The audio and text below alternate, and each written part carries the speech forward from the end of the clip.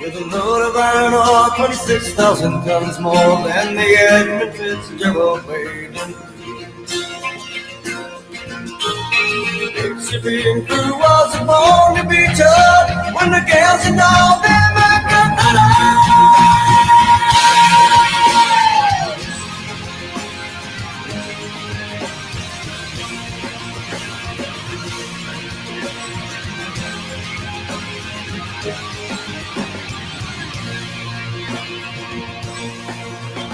Ship was afraid of the American side, coming back from some mill in Wisconsin. Big freighters go, it was better than most, with the crew and good, kept it well seasoned. The oil came late and the breakfast had to wait. The way spoke all the railing.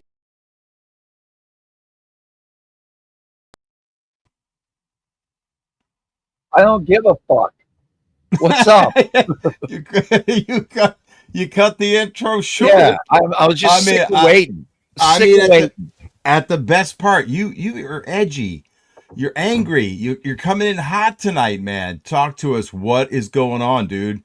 I don't want to get into it, but I mean, it was just like, what's the point of sitting here? You mean for the live show? Yeah, you made me. Hey, until next time, we'll see you on the water. Thanks for coming, everybody. It's a short one tonight. We got 72 people here. I hate to disappoint, but I got to let Travis off the hook. Travis, you can roll. You're good. We got you, man. We'll do the live. I'll tell the story. I mean, I kind of know what happened in the tournament. I'll talk about how we sucked and you did okay and Brett won.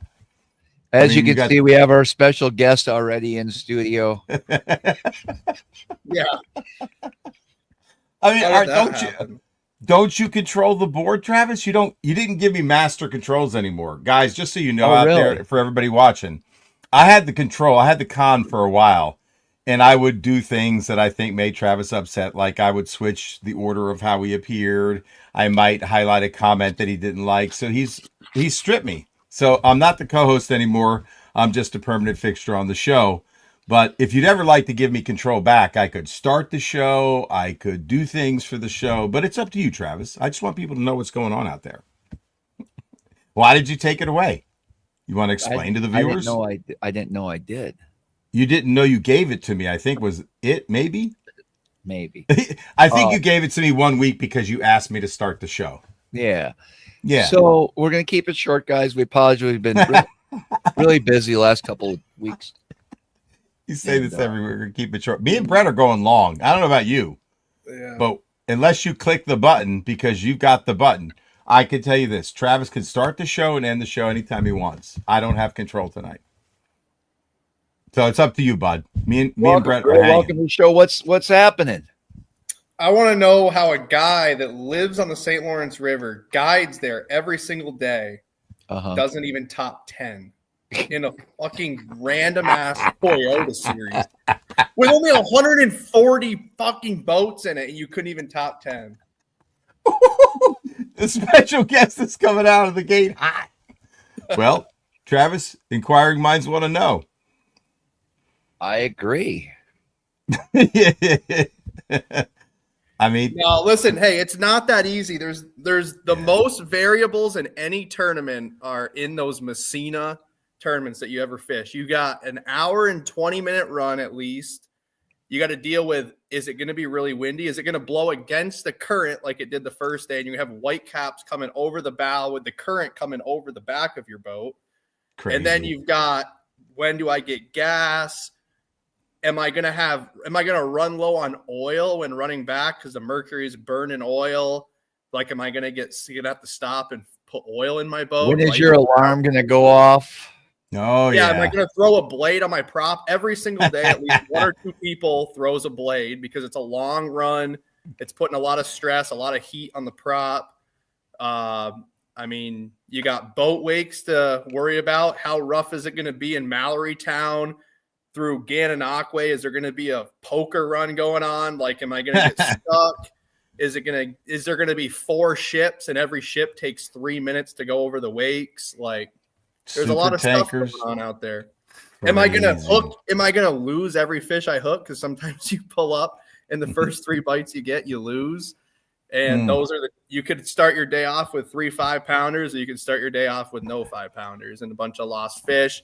You don't get the flow state going right, and then you've got 3 hours to get it turned around. There's a lot of stuff going on that river. So to catch over 20, I mean, usually it's to catch over 20, 22 pounds a day. Doing that, stuff kind of has to go right a little bit. And and Travis had a good tournament. It was high weights. I mean, what'd you have, like 60 something, 69 pounds for 3 days is pretty solid. So very strong. Scott Van, if I had control of the board, I would highlight this comment. The Johnstons don't have those issues. Yeah, they do. I'm sure they got stuff going on. Yeah, everybody does. If you've owned a bass boat and you fish a tournament, man, you've dealt with mechanical issues for sure. Prior to the tournament. So let me just recap the week. We'll bring our next guest on. What's up, boys? What's up there, Big JP? Just leaving the dojo. My kid just got done beating up 2 black belts in a belt. All right, Travis. It never works. Right, we'll deal with him later. Yeah, he's hurting the quality of the show. This is a high quality production. Hey, Brett, I'm very impressed with your Wi-Fi. Travis, you'd be happy to know we did a little speed test today, man. We got him right, is what I'm trying to tell you, man. We got him set up right. What's up? What's up?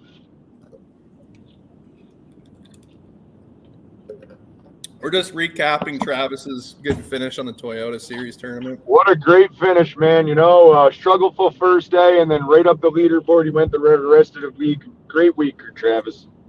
Okay. Okay. If you say so, JP. All right. So, well, I guess a couple things. Since the last we talked, JP and I won a tournament 2 weeks ago now, and then we didn't do a live. Or maybe we talked about it. It don't matter anymore. But so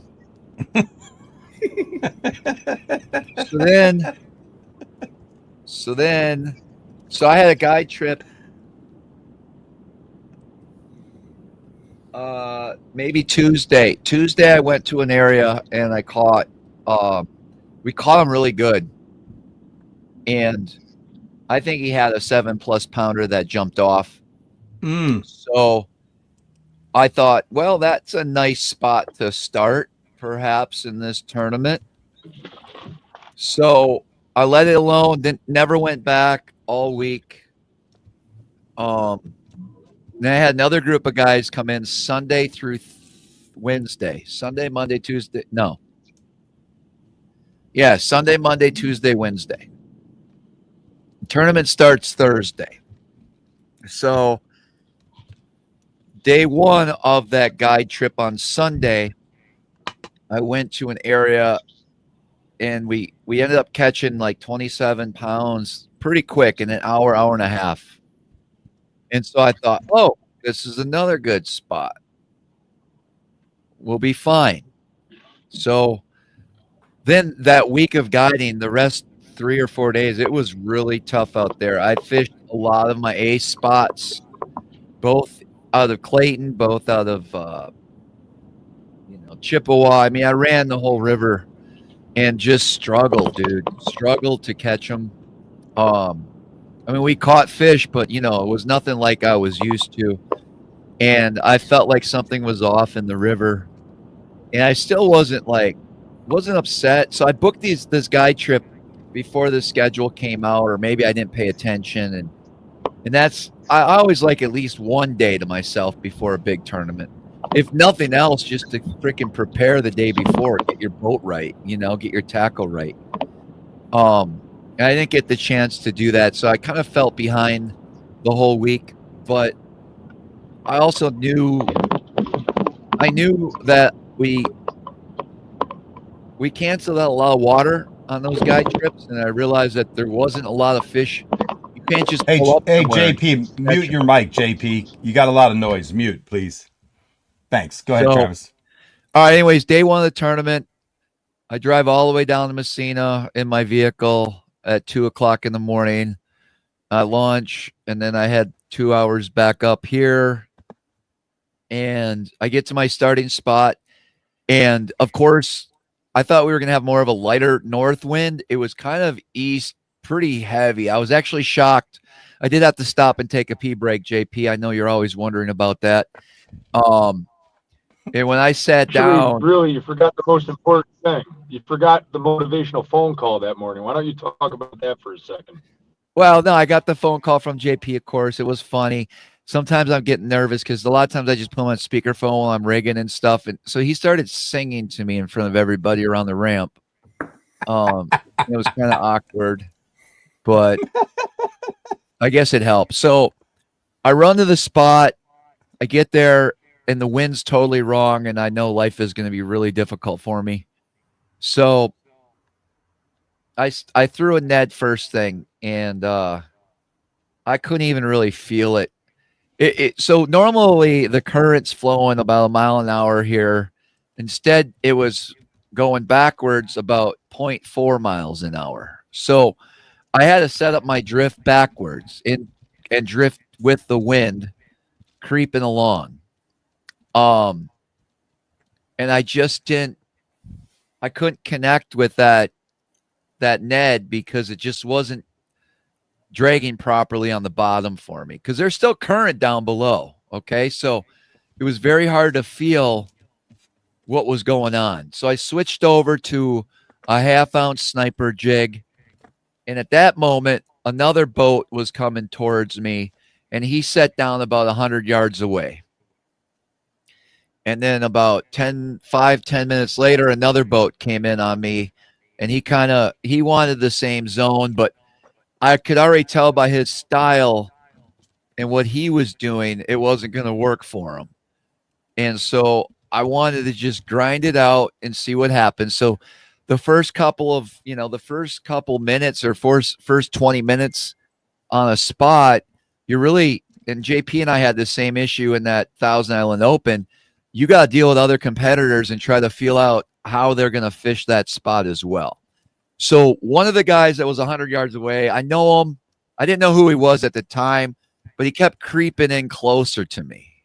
I was thinking to myself, but just stay over there, dude. There ain't nothing to see here. Give me some space. And it actually took me like probably an hour to even realize who it was.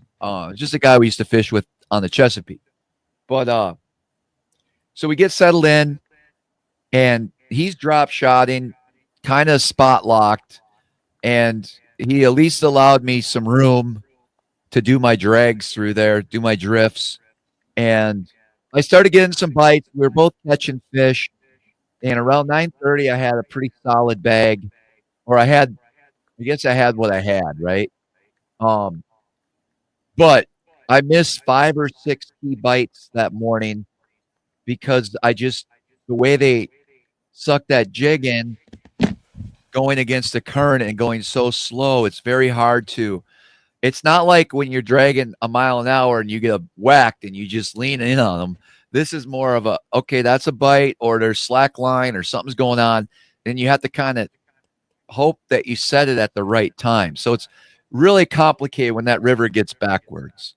But so I had a decent limit, and I made myself stay there the rest of the day, which was not really long because I had to be back at 2:30. So at 11:40, I left and filled up with fuel and did all that, and then started heading back. And I'm always nervous with time management. With that long run, I always leave a little too soon. I could have probably stayed a good another half hour, but I chose not to. And that kind of plagued me all 3 days. So I had 22.5 on day one, sitting in 16th or 5th. I don't know where I was actually. I have no clue. But I go back out, and we agreed kind of with the same terrible wind on day 2. I can't remember how it all went down, but the first spot, both of us were back there. And I watched my first 3 fish were drum. And I watched him put almost 25 pounds in the boat. before I even had a fish. Who was that? What's that? Who put 25 pounds of fish in the boat? Jay Berger. Oh, gotcha. And so fishing next to Travis, like rub rail to rub rail, basically. oh yeah, within 5 to 10 feet of each other. No, stop it. Yeah, there's some pictures of it. What was he throwing? I'm sure you looked. Yeah, I know what he was throwing. He's just drop shotting. So you were throwing the jig, he was drop shotting, and that was the difference. What? He was drop shotting, one of my favorite baits to throw on a swim bait or a swim to swim it. But anyways. Oh yeah. I know that one, I think. I wonder, do you? Maybe. Is it this big? That's crazy, dude. What? That had to be in your head. Or no? Kind of, but it, like, you're that close to him, could you see the fish he's thrown to? Because you got, holy moly. Oh my, what? There's 3 boats there. Yeah, there was. Yeah. Which one are you? Oh, you're in the middle. I'm in the middle here. You're surrounded. What a clusterfuck. Show us some more pictures. I honestly can't believe you fished in that. That's so, you're blowing my mind right now. That normally would not be you, right? Right. That's my spot though, bud. Have you ever had that many people in the same area? Maybe not that close. In a smallmouth tournament? You got to show us more pictures. That's insanity. I mean, that's nerve-wracking. Did you guys like have some agreement? I won't move, you don't move? Does it look like I'm having an agreement or an argument here? Oh, you're obviously arguing. What, were you there first? I was. And he rolled up right next to you like that? Well, listen, you're making a 2-hour run, you know, you're going to kind of sometimes end up in the same zone. What flight were you in? Somebody asked that earlier. Like, what was your boat? One of the top flights. So, okay. So he comes in, and what did you say to him when you got your hand up? You're pointing too. No, we weren't arguing. We were just talking. What are you doing in this picture with your hand out? Oh, I don't know. Are you talking? Stay over there.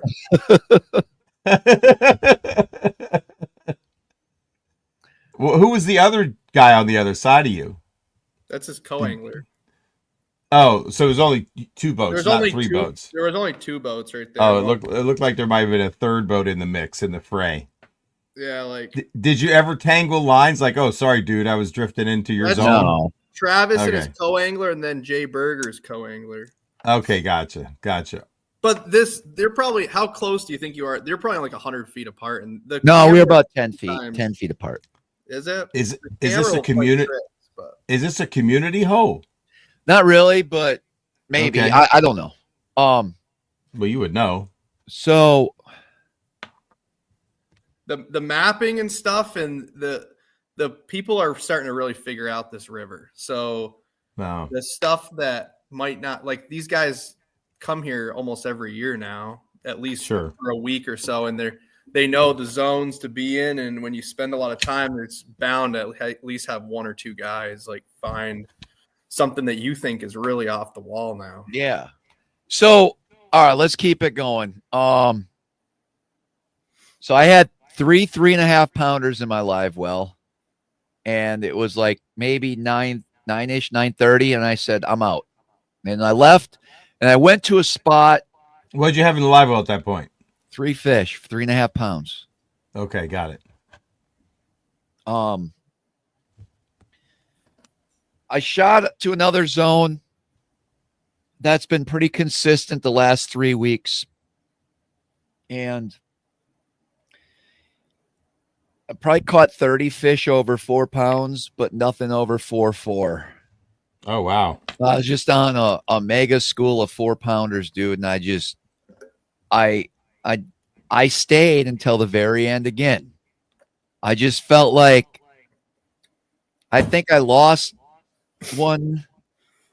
I have a lot of experience in that spot, and I know it can produce some heavy fish, but you lost one that might have been 5, maybe. Yeah. But I got into some calling issues, You know, I had a. What do you mean? Well, here's how my style is. You guys might not agree with this, but this is how I feel. So I get my. Well, let me step back. All right, I'm going to tell you something. Funny story from the day one. Day one, I catch on that spot. I catch a pretty big fish right away, right? And I carry a lot of ice with me. Well, I threw the biggest block of ice you could imagine in my live well and filled her up. Put the juice in. Got the live wells going. The aerators. I got the plug, the overflow filled plug. So I'm tight with water that's recirculating, oxygenated all day, and it's freaking cold. That's how you keep these fish alive.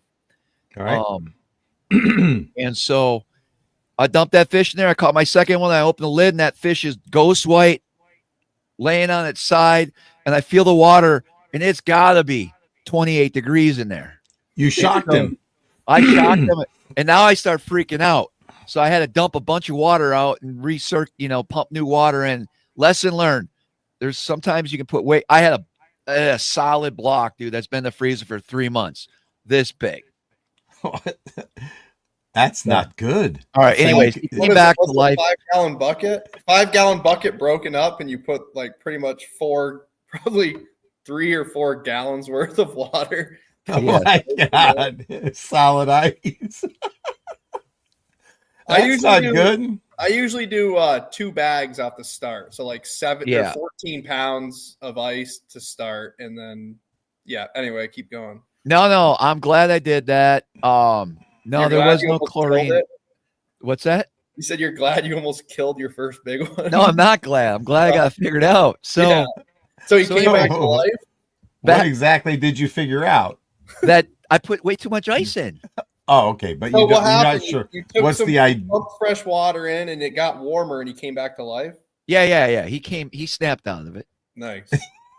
So day 2, I'm on these 4-pounders. What are you doing in there, Broheem? So now day 2, I'm on these 4-pounders, dude. And I didn't fizz anything because I'm always like, I'll fizz them later, right? Before the run back. Yeah. And you really should take the time to do it right away. Yeah.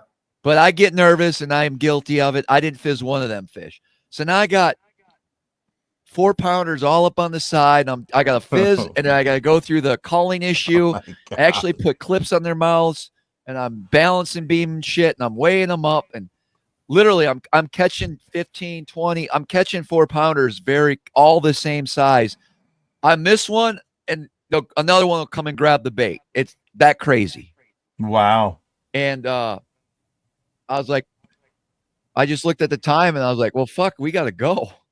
And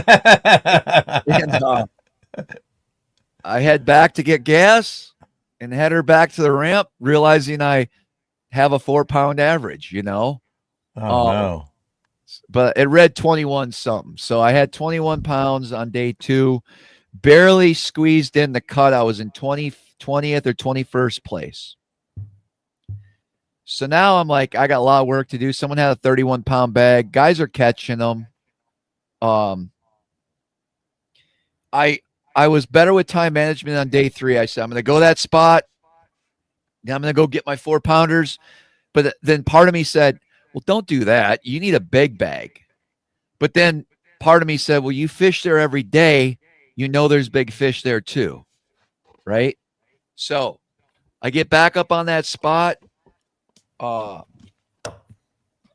You guys know Cornell with YouTube Fishing Vids. Yeah. Give me a second here. Sure. He was the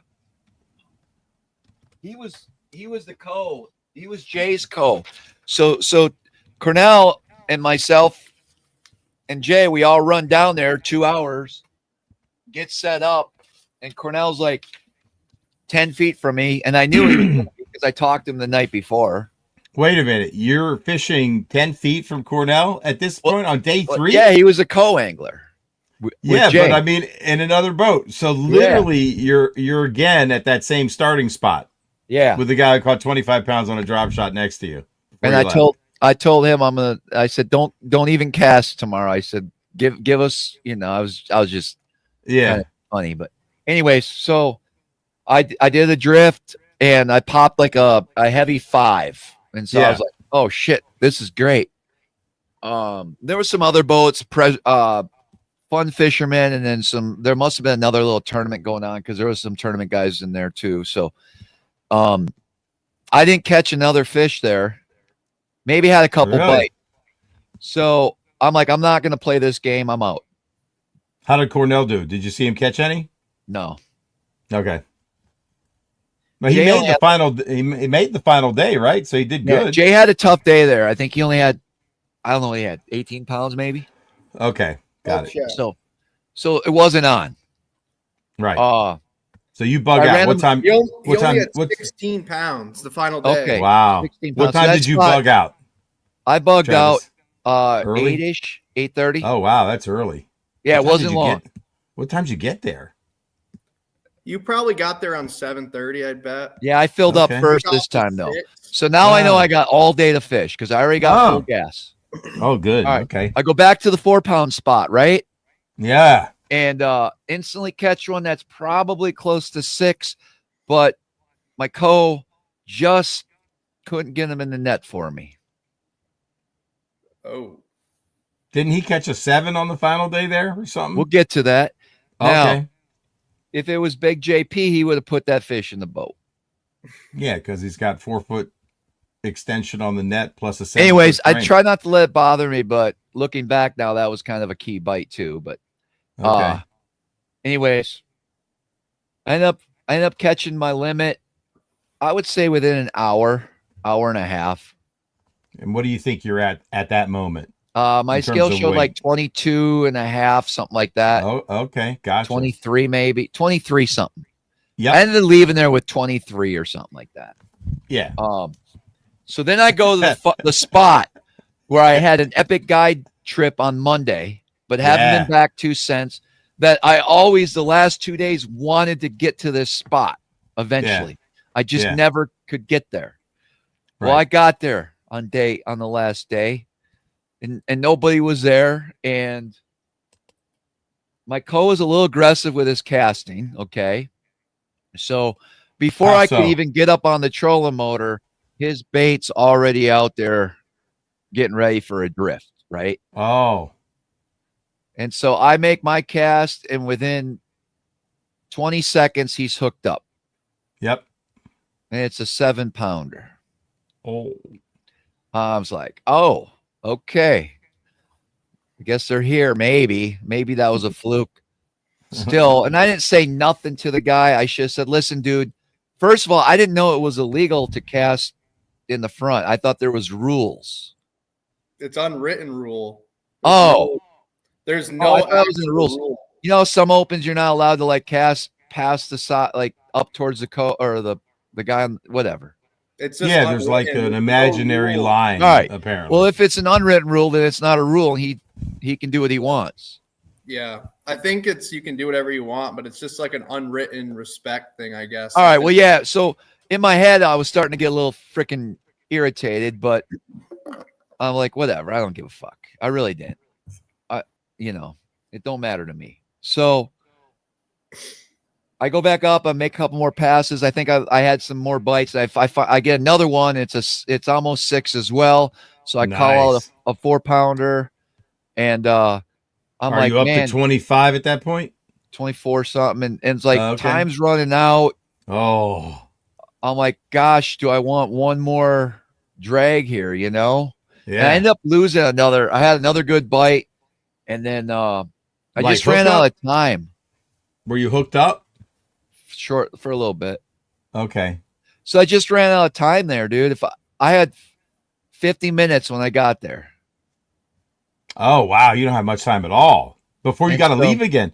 So wait a minute. How much time do you actually get to fish with that run you made? 4 hours, right? Oh, that goes quick. So you spent an hour on your first spot and 3 on the second. 2 and a half, maybe, or 2 hours. Yeah. So anyways, it's new, and I'm like, the other hour. Huh? What'd you do with the other hour? Spot, at the last spot. Oh, got it. So you had 50 minutes till check-in or 50 minutes to fish there before you had to head back? I had to check in we had to check in at 2. I left at noon right there. Wow. Way too early. I know. What do you mean? Let me tell you. Stayed? So if you're running the Canadian side back, when you get to that green bridge, it takes 1 hour and 5 minutes to get back running at least 60 miles an hour from that green bridge. Did you have the wind to run? And it takes me, I made 60? I made a run. I stopped at Clayton and got gas. And when I left the gas dock, I had 1 hour and 16 minutes to get back.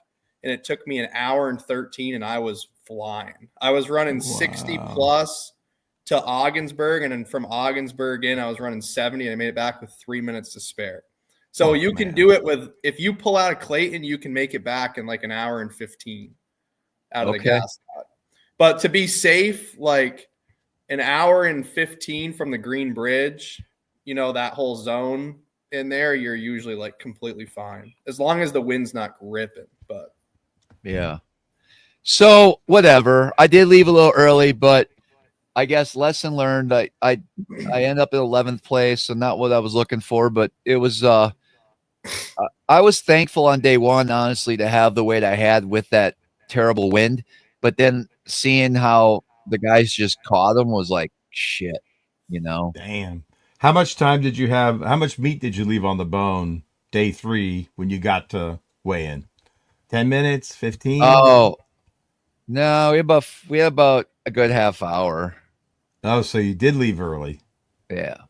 And nothing really to catch around Messina that could have helped, right? No.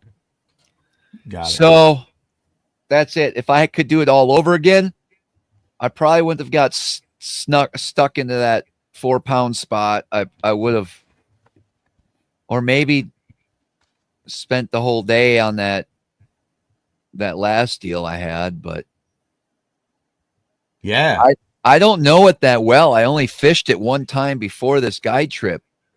And you caught some bigs there, right? I mean, you caught the 7. Yeah, this is a brand new spot for me too, so I'm not real intimate with it. I don't know how it sets up, when these fish are active, where they like to I have a couple hours on this spot, But your instincts were right that if there's that many 4s, there's got to be some heavy fish, and you found them. Did you just expand the zone a little bit, or were they where the 4s? That 4 spot was a different area. This is the spot I should have just camped on. Went to in the tournament and stayed all 3 days. Yeah. Is it a place you and I drifted before? No. Okay. It's close to the Magic Rock. Oh. Yeah. This I know. All right. Yeah. Oh. All right. It's about 2 miles from there. Cool. Yeah. I gotcha. Yeah. All right. It gives me an idea. Very interesting tourney recap. And then I found one other little area back up towards Clayton that had can't remember what night it was. Tuesday night maybe. I went back out after my guide trip just to kind of check some stuff out, and I did find a good group of. I caught a 2.5 and a 3.5 in about 10 minutes doing a drift through there where I saw all the marks. So I knew there was probably some good fish in there, but I never went to those either again. But if anyone's interested in booking a trip, we'll head out there this week. Actually, I'm fully booked this week. Never mind. But next week, any openings? No, not really. Okay, 2 weeks from now. I do have some September dates for sure. Why don't you take a minute and give people some options, man? Because I haven't updated anything. All right, I got a couple dates if anyone's interested. September, October, November. Reach out to Travis, so he'll give you the full rundown.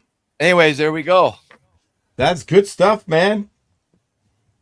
So, looking back, you'd have done a couple things different. Lessons learned. Yeah, but you didn't waste much time. Like, what really goes bad is if you fish a place for like an hour or two and you're not catching them there. Like Travis sounds like he was at least catching fish, and you pulled the plug day 3 early. Yeah. That's like, it's all about the decisions with that. And if you have 5 little areas that you feel confident in, and you can spend a good half an hour to an hour on each one. And if you're catching them, you need to move. And if you're not catching them, move. And then hit the next one. Eventually, you'll probably run into them, and you hope that it happens earlier than later. But at least you were able to piece it together and not end up with like 15 to 19 pounds in your live well at the end of the day. Yep. Because that'll happen. Because you don't have much time. You pull up and you're like, oh, I got so much confidence in this place. You give it 30 minutes and you're like, oh, I'll just give it like, one more drift. And then it's 45 minutes. And right. I just caught a 4-pounder, one more drift. And then you don't catch another one. And then you're like, oh, okay. You run somewhere else and you do the same thing. And yeah, that'll happen. Here today, gone tomorrow. Oh, it can happen for sure. And then all of a sudden you just run into them and you can have 3 6-pounders in 10 minutes. So I did win. I also won Camus cash. So the highest finisher in a Camus was 2,500. Oh, I think I won like almost like something like $6,000 or something for the event in 11th. But the fuel every day was pretty insane. How much did it cost you in fuel every day? Well, I know I think it was about $80 a day is what I burned. Yep. 80 gallons. Or 80 gallons, I'm sorry. Yeah. How much a gallon up there? Maybe $5 on the water. I don't know. $4. Yeah, it's high 4. I'd get like 30 gallons for 140-ish bucks, and I'd give them 150. So it's like what? $300 a day in fuel? 300, yeah. So you're $1,000. And what is your entry fee in a Toyota Series? I don't know, 1,800 maybe. Yeah, so 1,700 or 1,800, one of the two. 2,800 in, right, with entry fee and fuel. Yeah. You live there, so you don't have to pay for lodging, right? Well, and your truck gas, if you were going just to drive to Messina was half a tank a day. Oh wow. So it's about 100 miles. I mean, you probably burn. Were you going all the way back down? Yeah. There. So like you probably burn 20 gallons a day just in your truck. Oh, sure. So that's another 60 more gallon. 60 something dollars in 300 truck gas every day. So 3,100. Yeah. Plus how many baits you probably 3,500. That's a lot. It does. It's expensive. That 4-day guide trip I had, I bet you I lost 50 jigs that week. Oh my God. That's lucky you get them free. Not always. You don't get the Beast Coast free? Listen, Derek, you tell me.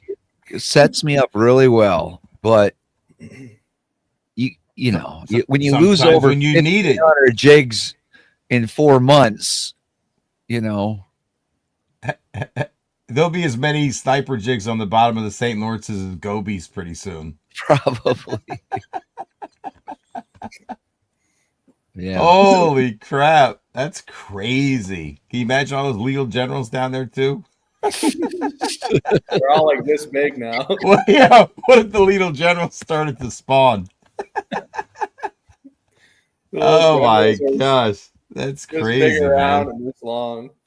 They're blown up. They do. They really get that long? I know they expand like Senkos. I don't know expand. If those do. Have you ever seen a blown up Senko? It gets huge. I wonder what the legal generals do. Travis, have you ever been dragging and then caught a little or a jig on the bottom that you broke off? Like, that'd be cool. Oh yeah. Actually, one of Jay's co's caught one of my jigs. On day 2. Did he use it? Did he turn outside? I bet he did. I would. Wow, interesting. I got a Mothman. I find some of my baits every once in a while. My clients will hook some of the baits we lost. This was the year of lost baits. I bet you I retied over 2,000. I'm not exaggerating. 2,000. How many liters have you retied this year? I don't even know. Thousands. Oh, how much liter material have you been through? Oh shit. What do you think? Are you still using Bass Pro Shops or using Cortland? Cortland now because Cortland. He sent me bags and bags of these. The spools small that are little about this spools? wide but skinny. Yeah, I know them. They're the fly ones. Yeah, 14-pound test. But how much line on each of them would you say? 30 yards, maybe? Yards? No, maybe 100. Oh, really, 100? Oh, you got the big ones then. Yeah, I burned through a lot of those. Oh my God, I can't even imagine. What do you do with all those plastic empty containers? Recycle them? You probably have to go to the dump with a full trash can. No, I take everything goes in the dump. There ain't no recycling here. Oh, that's right. Yeah. I forgot about that. Never mind. Anyways, what? I mean, you could spend 2 minutes on your thoughts on recycling. No, I'd love to hear. Okay. It's fine. Well, dang, dude. I'm still waiting to find Shore Lunch George. I haven't found him yet, I don't think. Oh yeah, he's around. I saw him a couple times this week. Really? I know the zones. I see Travis running around. Like we're around each other quite a bit. And did you see each other in the tournament? Once, twice. He saw me a couple times. Like, did you yell something at him? I normally don't. I normally don't engage with anyone on the lake, but I gave him the. You did the peace sign because I don't always know who they are. It's not like I'm paying that much attention. I understand. And the only reason I gave a double take because he runs white power poles and he's got some sort of little bit of red lettering on his boat. You can see it. Oh, there it is. My boat's pretty obvious. Like, I mean, you didn't see that bass lab. You didn't see that bass lab stick. Yeah, the bass lab didn't stick out. It's the white power poles and a little bit of that red. Okay, I got you. Anyone who is a serious angler who is serious about competing and wants to put their odds in their favor, and they want to control everything they control. And I feel like I do that. Like I'm very prepared, but. Except for the ice thing where you chilled your fish almost to death. Sure. But if you're a competitor with a wrap boat, you're not doing everything to control what you can control. You're saying you bring eyeballs, unwanted eyeballs. Oh, yeah. Like, there's no reason for that. Him. I got There's no reason for a wrap boat, guys. You mean aside from the $20,000 or $30,000 you can get from sponsors? That's a pretty good reason for someone to have a wrap boat. Fine. I mean, you can't ignore that, right? It's expensive. I'm also saying, people know where you are all the time. Oh, yeah. So how many times has having a wrap boat, in your opinion, Brett, brought unwanted pressure towards you?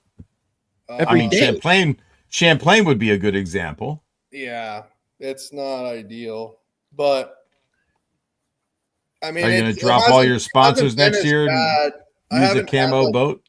What's that? You could use a camo boat and nobody would see it. I mean, there are definitely. Sometimes it's blacked out. There's times where the boat doesn't look like what it looks like right now. Like I'll put covers on the power poles or whatever, and that'll throw people off. That's smart. Yeah, it's not always like that, but yeah.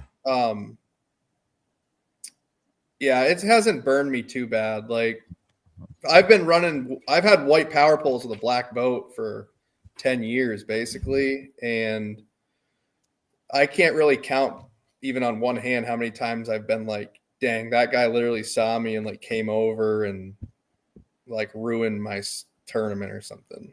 Right. Or like ruined an area for me. But right. I'm sure people, especially there, it really probably only hurts me like Champlain or Oneida or St. Lawrence where I know quite a bit about the lakes. But I will say that people see me a lot and they'll come up to me away and be like, oh, I saw you running over here and you're set up over here and then you ran over here. And I'm like, oh, I never even saw you. Like, but I stick out. So. Yep.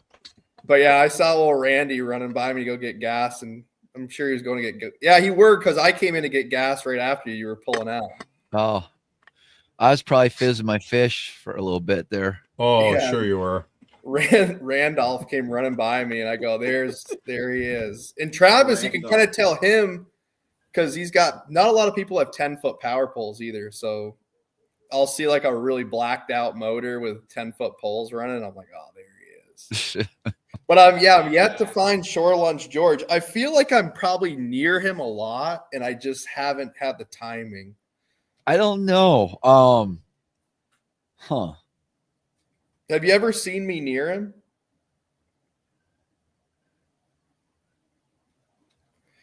And I've fished a lot of different stuff around in that. No, I rarely. The only time I seen you in the Narrows there before. I saw you in Ogdensburg before the bridge last year for a little while. Oh yeah. And then I'm just saying, and then I saw you, and then just when I was going to get gas. So in the last 2 years, just in this tournament, just a handful of times. I don't know that he exists. I don't think he exists. Is he a figment of your imagination? Matthew Weimer just said it's Shore Lunch George is only in your reality, dude. Maybe. What if that would be weird? And I took note because when I was in Chippewa the last day, I think it was the last day, you were down there and I saw you up towards that. Yeah, in that little zone. So yeah, it happens. Right. I wonder if we got JP upset with us because he's like gone. Oh yeah, you never know with him, right? He could be massaging his wife's feet right now, and he's so that's very fair. moody. And you're not. I don't know. Anyways, so Brett had a bad little tournament, just couldn't get in your rotation, and then you decided to. Weren't you like rooming with Scott Martin? Did you guys fish a tournament or what happened? No, I was in the Toyota up there. Yeah, I just didn't. I caught them decent. I had 21 pounds the first day, and then I had 19 and a half the second day, and I literally just couldn't put it together late. I had like a 2-hour window to catch just 2 fish over 4 pounds to have like a shot at the final day to make the cut, and I literally couldn't do it. Wait, you room with Scott Martin? And then yeah, in practice and in the tournament, I roomed with Scott. He called me. He called me before the invitational up there, actually, and he was like, "Hey, man, I'm going to fish the invitational." And I called your buddy. He called my cousin Ryan, and he's like, Ryan said he's not probably going to fish the Toyota, but he said you were going to. So he's like, "Do you want a room together for the Toyota?" I'm like, "I don't really have a place to stay." I mean, I reached out to Travis, and he kind of gave me a, "No, I don't know, bud." So anyway, I was like, I don't really know where I'm going to be staying up there. And so I roomed with him, yeah, and we filmed a little bit up there, and for his YouTube and stuff. So a little bit of my tournament's probably going to be on your spots or his spots.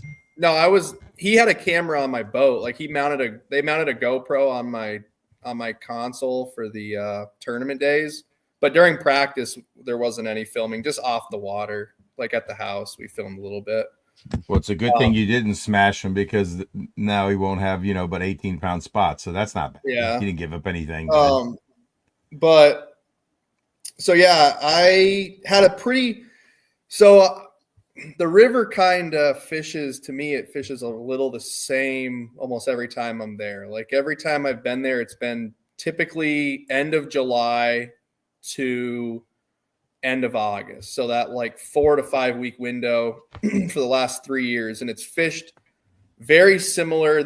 Every year there's a couple places that they don't get, and there's a couple new places they do get. And then there's a handful of places where they've been every year that I've been able to kind of rely on to catch maybe 20 pounds. And then I'll have a couple other deals that I find in my practice. So in the invitational, I kind of ran, this was a couple weeks prior. I had 3 days of practice, and I caught them pretty good. Like I had 3 really good days of practice. I was expanding on places. I checked places that they're usually at. Everything was looking right. Hit a few places in a certain zone, run to another zone, check that, get on a couple deals over there. And when you find 2 or 3 places that are good, you can just kind of look at the map and be like, well, these 4 probably are good too. So I won't even hit them unless it's then the tournament. When you pull in and you kind of sample it, then you might settle in and expand throughout the day when you get in a zone that's really got them. So I had like 22 to 26 pounds each day of practice in that invitational, which was end of July. Tournament days went pretty good. The first day went terrible. I only had 18 pounds, but days 2 and 3, I caught almost 23 and then over 25. Nice. And end up in 8. So I had that to go off from, and I come back just 2 weeks. I think it was 2 weeks later, and I'm back on the river again to start my practice for the Toyota. So I have a really good understanding of like what was setting up, how it was setting up. And I started expanding. I didn't really hammer the areas that I thought they'd be in. And I was checking some stuff I never got to check during the invitational days. And it seemed like okay, but it was a little weird. And I had some buddies that knew the areas too. And they're like, hey man, like this is not good. Like I'm not catching them. I've been out here for 6 hours. I've had 1 4-pound bite. And I'm like, really? So then I get a text from Travis and he's like, bro, like this is not good. It is not fishing good. Like it is not right. And I was like, okay, well, I haven't really hit a lot of places that are usually good for me. So then the second to last day of practice, I kind of got in and started like tournament mode, and it wasn't that good. And I was kind of starting, not really panic, but I was like, I'm going to have to make my bites count. And when I get them, and first day of the tournament, I started on a place where I caught a 5.5 in practice and 2 over 4. And then another zone, I caught a 4.5. I catch like a couple 3.5s there. And I was like, that's kind of disappointing, but we'll get through it. And I kind of make my way down the river and run a bunch of places and finally catch a 4.5 pounder. And then and this is day 1 of the tournament. And then I get on this one place that I found in the invitational and I saw them on scope, but I did not catch a single one. And I never fished it in the invitational either. Didn't fish it in practice this week. I just was running and I was like, let me turn around. And I spun, did a 180, got back on it. First one I hook is almost 4 pounds. It was like a 1-pound cull. I had 16 pounds at the time. 16 pounds. Cull up to almost like 17. I catch another one, 3.5. I'm up to 18 pounds, 18 and a half. I lose 2 giants back to back. So I've never even fished a lot. And the wind's ripping from the north. Like it's blowing hard against the current. Waves are coming over the bow. I lose 2 big ones back to back. And I was like, man, like that could have been, like that was my little window right there. That little zone was firing. And then once I lost those 2, it shut down. I run to this little sneaky place. I catch a 580 or 570 off it. So I save my day with that one bite. I call out like a 3-something for a heavy 5. And I weighed in 21 pounds. So I'm thinking, you know, the way the current's blowing, the way it's been fishing, it's just hasn't been that good. Everybody I've talked to has been struggling, which is like maybe 4 or 5 people.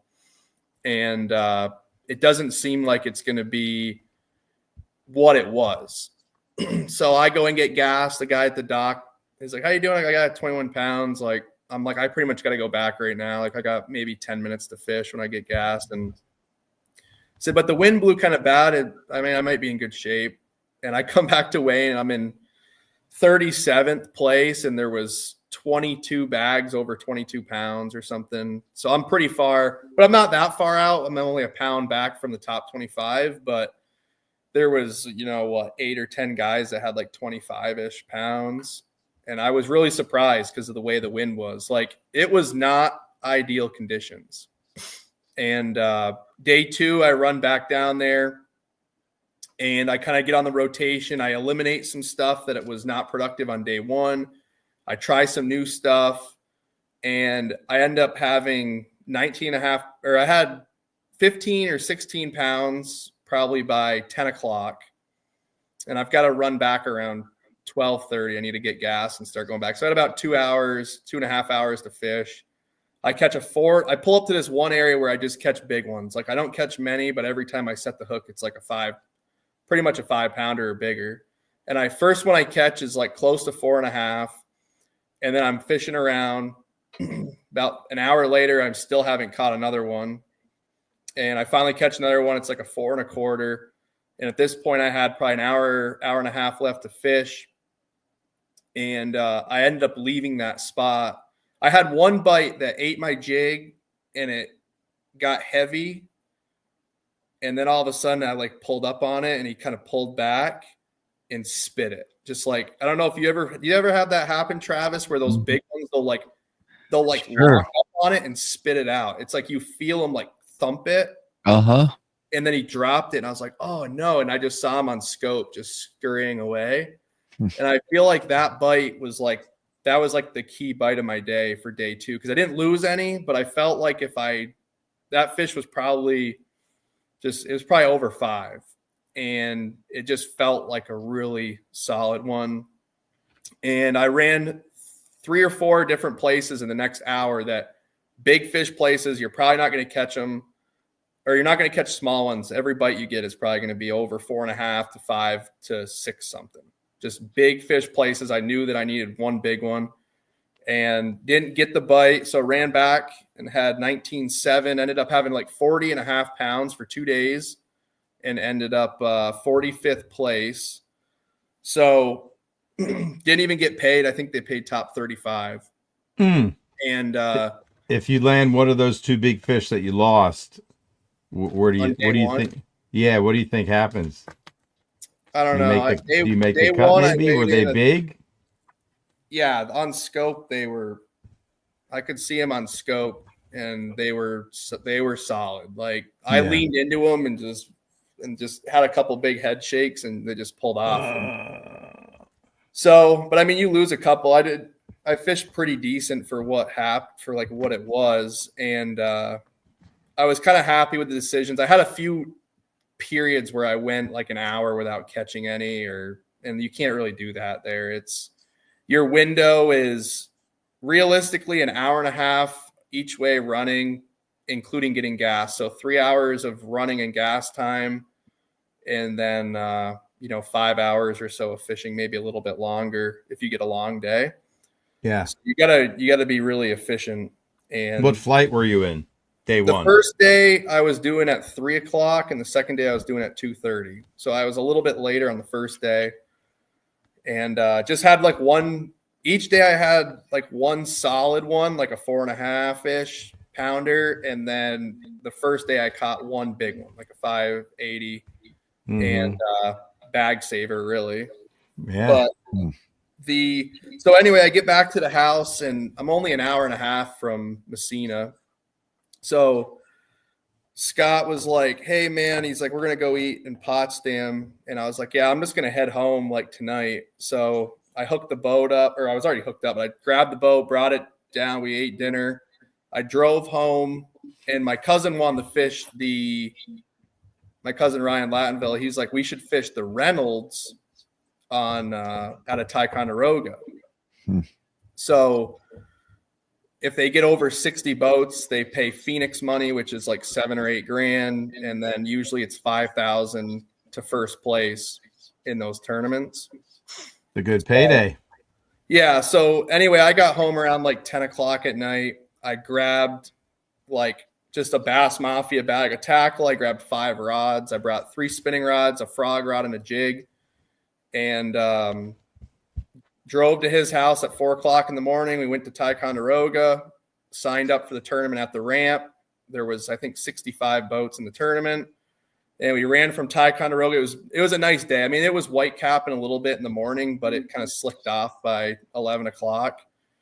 And ran all the way up the lake. I haven't fished the lake since the BFL there, which was like 3 weeks ago. And before that, I hadn't fished the lake since the Toyota Series, which was the end of June, I think was when it was. Yeah. So I haven't really spent much time on the lake because I've just been at the St. Lawrence, and, I fished the Invitational there and then came home, and you get some bad weather. I'm working and stuff, and just haven't spent much time on the lake. And Ryan hadn't been on the water either in like a week. So we just ran some random history that they were on literally last year in August. We're like, hey, let's go try this.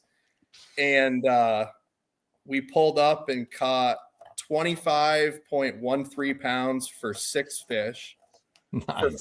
The 5 fish limit, it was like a little over 21.5 is what we had. And we had 4 great big ones that were 4.5 pounders. Like Champlain, it's not easy to catch fish over 4 1/4. And those 4.5s are like pretty rare, and we actually had 4 of them. That's crazy. And we had a 3.9 and a 3.10, so 2 just over 3.5 to go with it, which is honestly not good enough. We needed those small ones to be close to 4, we thought.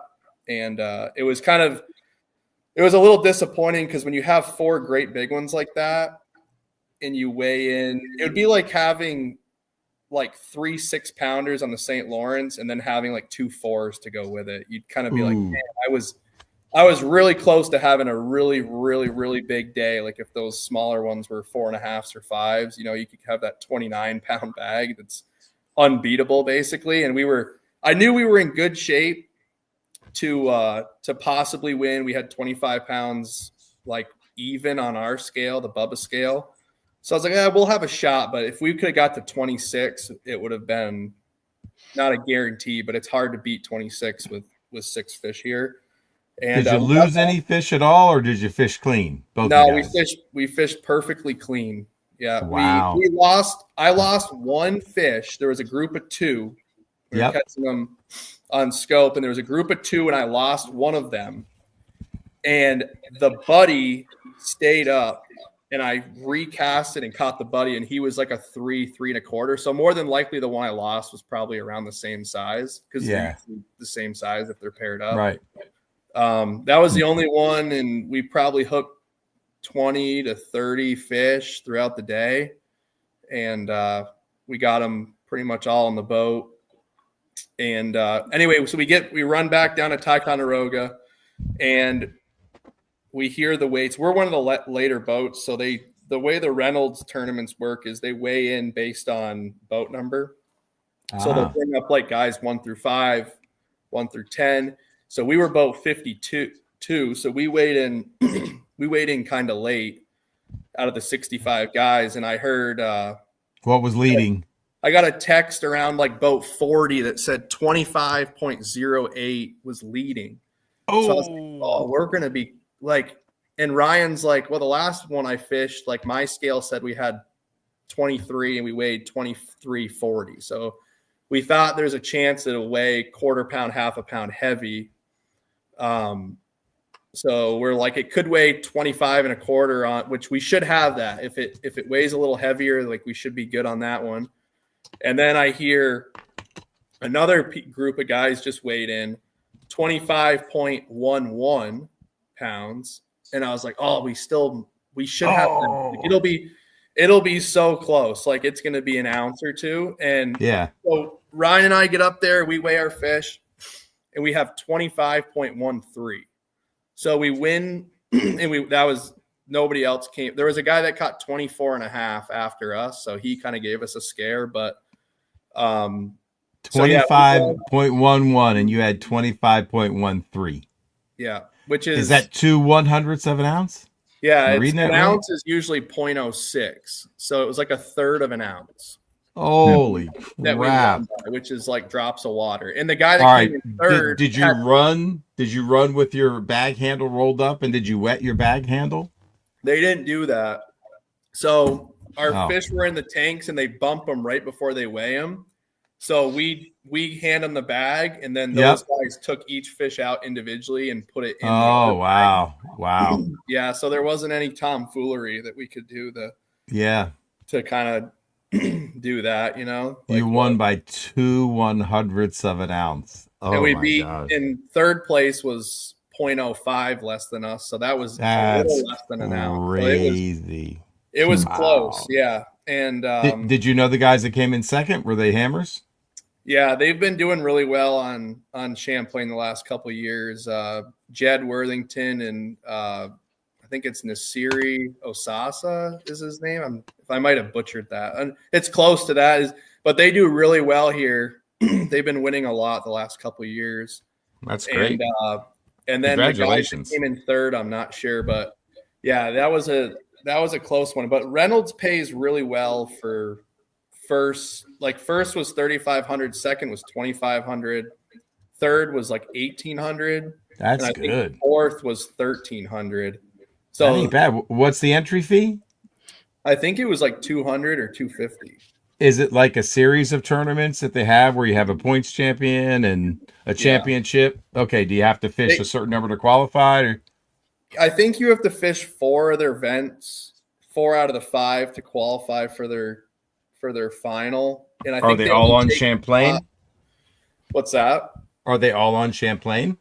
No. They do Candlewood typically in like April or early May. They'll do an early season pre-spawn Candlewood. Is that a largemouth kind of winning tournament right there in Candlewood in April, May? I think it's smallmouth dominated. It is smallmouth. Okay, go ahead.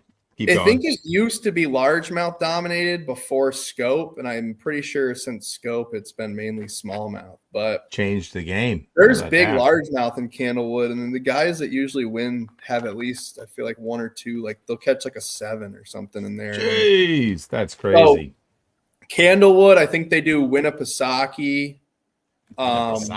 Sometimes they do like Sebago, I think in Maine.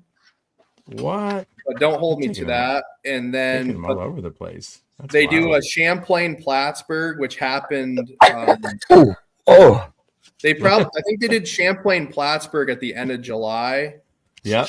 And then or mid-July, and then they do Champlain Ticonderoga, and then they might do a St. Lawrence River one too. And I'm not sure what the championship is for this year. Actually, my cousin might have texted it to me earlier. So they take it in New Hampshire, Connecticut, Maine.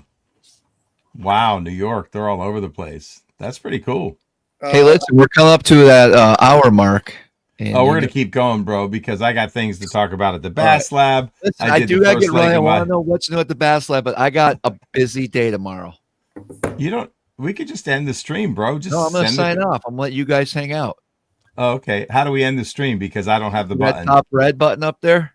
I don't have it, bro. Well, too bad. How do you end the stream then? I guess this won't be published because I won't be able to end it. I guess if we just click out, it'll end. What do you think? He gone, man. He gone. Maybe he's still in the background. No, he's not. He's gone. He's definitely got things to do. So anyway, man. So do you fish the whole series or you just jumped into the Champlain? No, we just jumped in the Champlain one. I actually haven't fished one in a couple of years, I feel like. I feel like the scheduling hasn't really worked out where I've been able to do it. Right. But yeah, I feel like I haven't fished a Reynolds team tournament in a while. Yeah.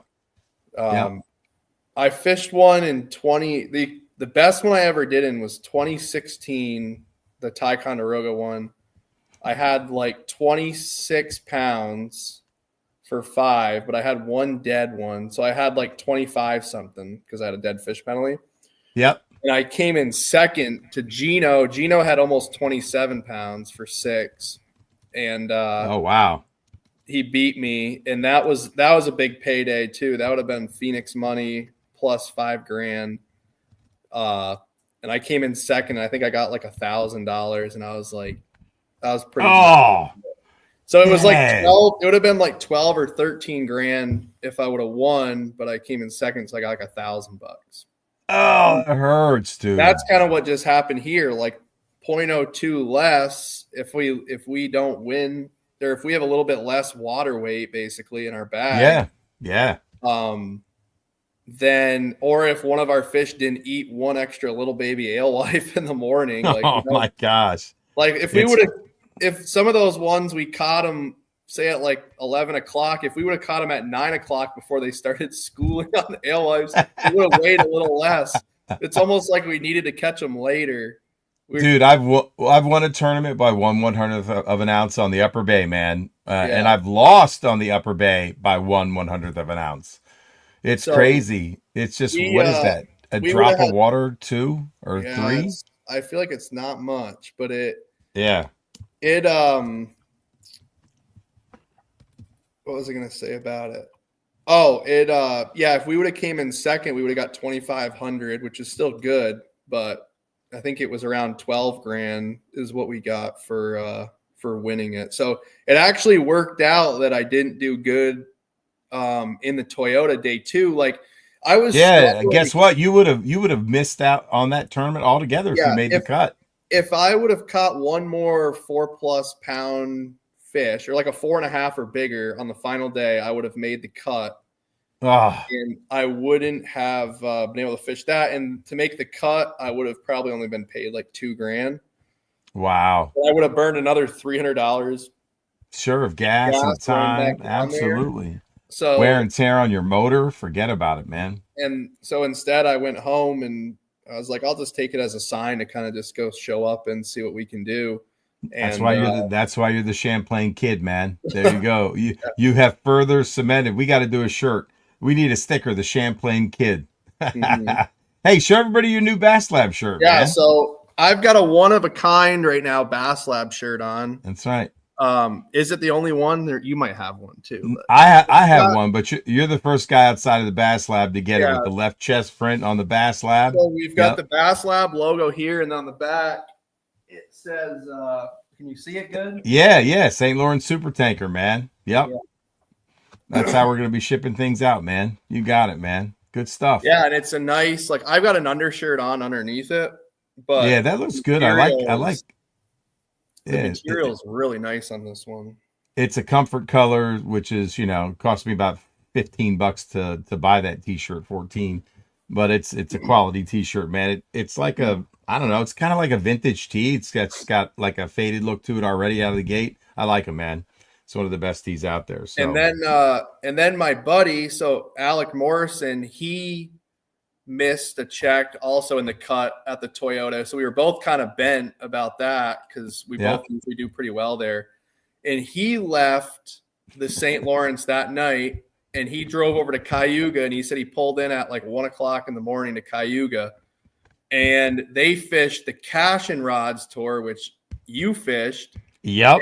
And so Alec Morrison and Garrett Rockamora show up, no practice. Pretty much the same deal I did, but Alec had been to the lake a couple weeks before. He was over there for like a day or two, maybe like a month before, fishing, and he caught them really well. And they went back over and they caught 29.90 something pounds for 5 fish. So almost a dirty 30. And they didn't blow it out, but I think second place was 26 pounds. And there was a lot of 24 to 25 pound bags. Like 8 guys had over 24-ish. That place is ridiculous. And they came close to 30. So they won by about 3 or 4 pounds. And they had a big fish, 7-pounder. I'd say that's blowing it out. When you win by 3 or 4 pounds with 5, you're blowing it out on a single day Durb, man. Yeah. So isn't that crazy? You both get bent by missing the cut on a place you normally do well on. You both decide, tired, pissed off, no practice, just show up based off of history, and you go win. Yeah. What are the odds of that? And I knew, like, in the St. Lawrence event, it's like if you can catch 40 pounds for 2 days, like anywhere in the country, usually you had a pretty good tournament, right? And I always knew I started seeing in the last couple of years that there was guys that would catch 20 pounds each day, have 40 pounds, and miss a check, whether it was in the Elite Series, like it happened a little bit in the Elites a couple of years ago. It started happening, and then the weights have been going up in those. And then, but in the Toyotas, if you caught 20 pounds each day, you were probably going to make the final day. And then in the Invitational this year, the weights, like they only paid 31 guys in that tournament. And I knew if I caught 22 pounds, I'd get really close to like possibly making that cut and getting paid, because top 30 got paid, but top 31 got paid, but top 30 made the cut. So the second day I catch 22 something after having 18 day one. And I was like, I am going to be so close. I hope I'm not one of those guys that catches 40 pounds and misses a cut or misses a check. Like have a good tournament, catch decent fish. Yeah. But just barely miss it. And anyway, in the Toyota, that was Alec and I both. We both had over 40 pounds. And he actually, I think, had over 41 and missed the check and went home empty handed. And it's like, dang, that's kind of like you caught him, but you it kind of sucks to be that guy that's like in the 20-pound club and not get paid. So we both left feeling like that. And I didn't even know that he was going over there to fish that cache. And I'm pretty sure he just, after the tournament, we bugged out and went. Yeah. I talked to him. He's like, I'm going to dinner. And I just figured he was eating dinner and then maybe heading home because he lives close by to me. And I figured he was on his way home. And he's like, no, I'm at dinner right now. And then the next day I see that he sent us. They just sign up at the ramp or something? I guess so. And they must have been one of the last boats. Yeah. You just sign up we paid a $50 fee. Yeah. I think, for signing up. Or if you don't fish the whole trail, I think you have to pay like a $50 fee. Like if you only fish one tournament, like try to jackpot. But if you're a guy that signs up at the beginning of the year for like all the tournaments, they'll give you a discount, right? They'll give you, instead of it being like you sign up for all 4, it's like $800. But if you sign up at the ramp and you only do 1 or 2 events, it's, they charge. There's like a membership fee you got to pay to sign up to do a series. It's always like $50 at the beginning of the year or whatever, So yeah. Interesting, man. Good stuff, man. So your little circle did really, really well. Travis in 11th, you won. Yeah. Alec wins with Garrett Rockamora. I'm on the lake the same day. We catch 15 pounds. But I want to back up because Cayuga has always been on my legendary lakes list. It's one of the ones I've wanted to go to. I've heard a ton about it. I've never fished a Finger Lake. And Jack Rinkers, his regular tournament partner, wasn't going to be able to make it. And he goes, hey, man, you want to go to Cayuga? I'm like, I'm totally down. And so he goes, I want to leave Wednesday. So we left Wednesday morning from PA, got there about noon, checked into our little RV, and, man, just went fishing. And right out of the gate, we're catching 2, 3s, and 4s. I think I caught one that was touching 6. And the big fish, I lost him at the boat. What do you think I caught the big fish of our trip? Wasn't in the tournament, by the way. What do you think I threw? I already know what you threw. Okay, I'll ask everybody. All right, for the 159 people watching right now, I threw everything from. You told me. I did. I threw glide baits. I flipped big jigs. We threw Senkos. I threw we threw drop shots. My buddy, I turned him onto a dice. I caught my first dice fish, which was hilarious. Just drop shotting in perch grass, not even live scoping. And what else did we throw? I crankbaited with a 6XD. So what do you guys think was the biggest fish that I caught? A Fury shaky head? No, I did not. TK Stanley custom painted MB. That's a good guess right there for sure. June bug crankbait, good guess. DD22 Senko. Nobody's got it yet. I threw a finesse jig as well. Sorry, have to throw that in there. Football finesse. Cranking. Ray, I definitely hooked probably a bigger fish cranking, but I did not land him. So I'm going to show you guys. I feel like it came on this. It was. That's the color. Yep. No, I did not shaking a minnow. He's got one, man. It's the little Bass Lab football shaky jig with a little general. And I threw a green pumpkin little general on the back. And one of the reasons I think that was so good, they eat a lot of perch up there, and that's got a little bit of gold in it, man. And that little general just mimicked those juvenile perch swimming around in that perch grass. I caught the fish in 20 foot of water off that bait. I definitely had a bigger fish hooked up, cranking a deep edge. And I will tell you this much, Brett. They responded to the glide. I caught one close to 5 on the glide, and I pulled out. Oh, man.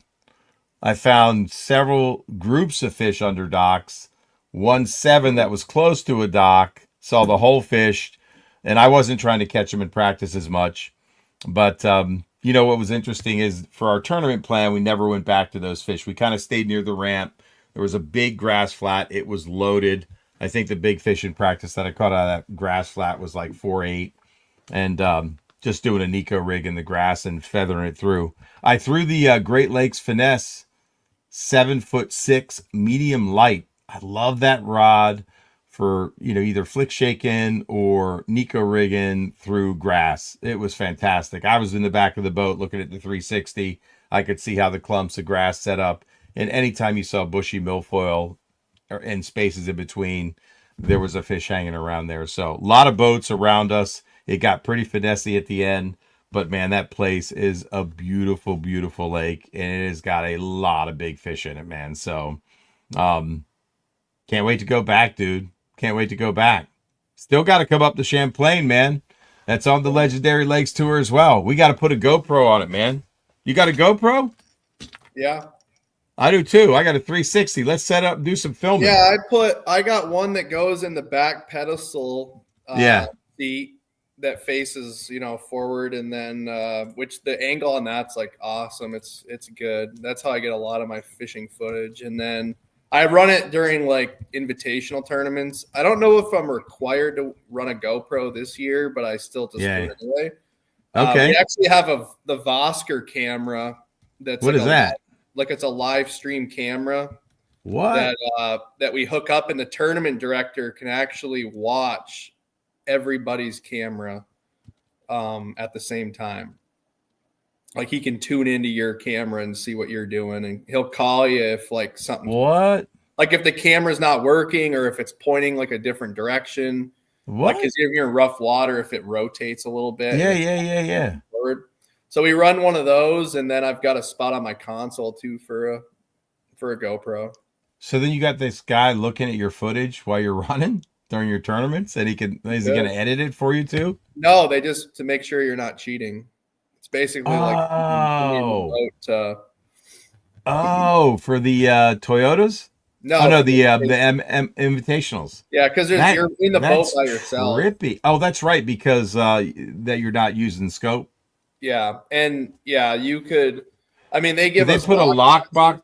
Yeah, and you have to put it on so they can see if your lockbox is still on, right? Well, I gotcha. Yeah, and you can kind of tell when somebody's scoping. So, yeah, but what if you're looking at your 360?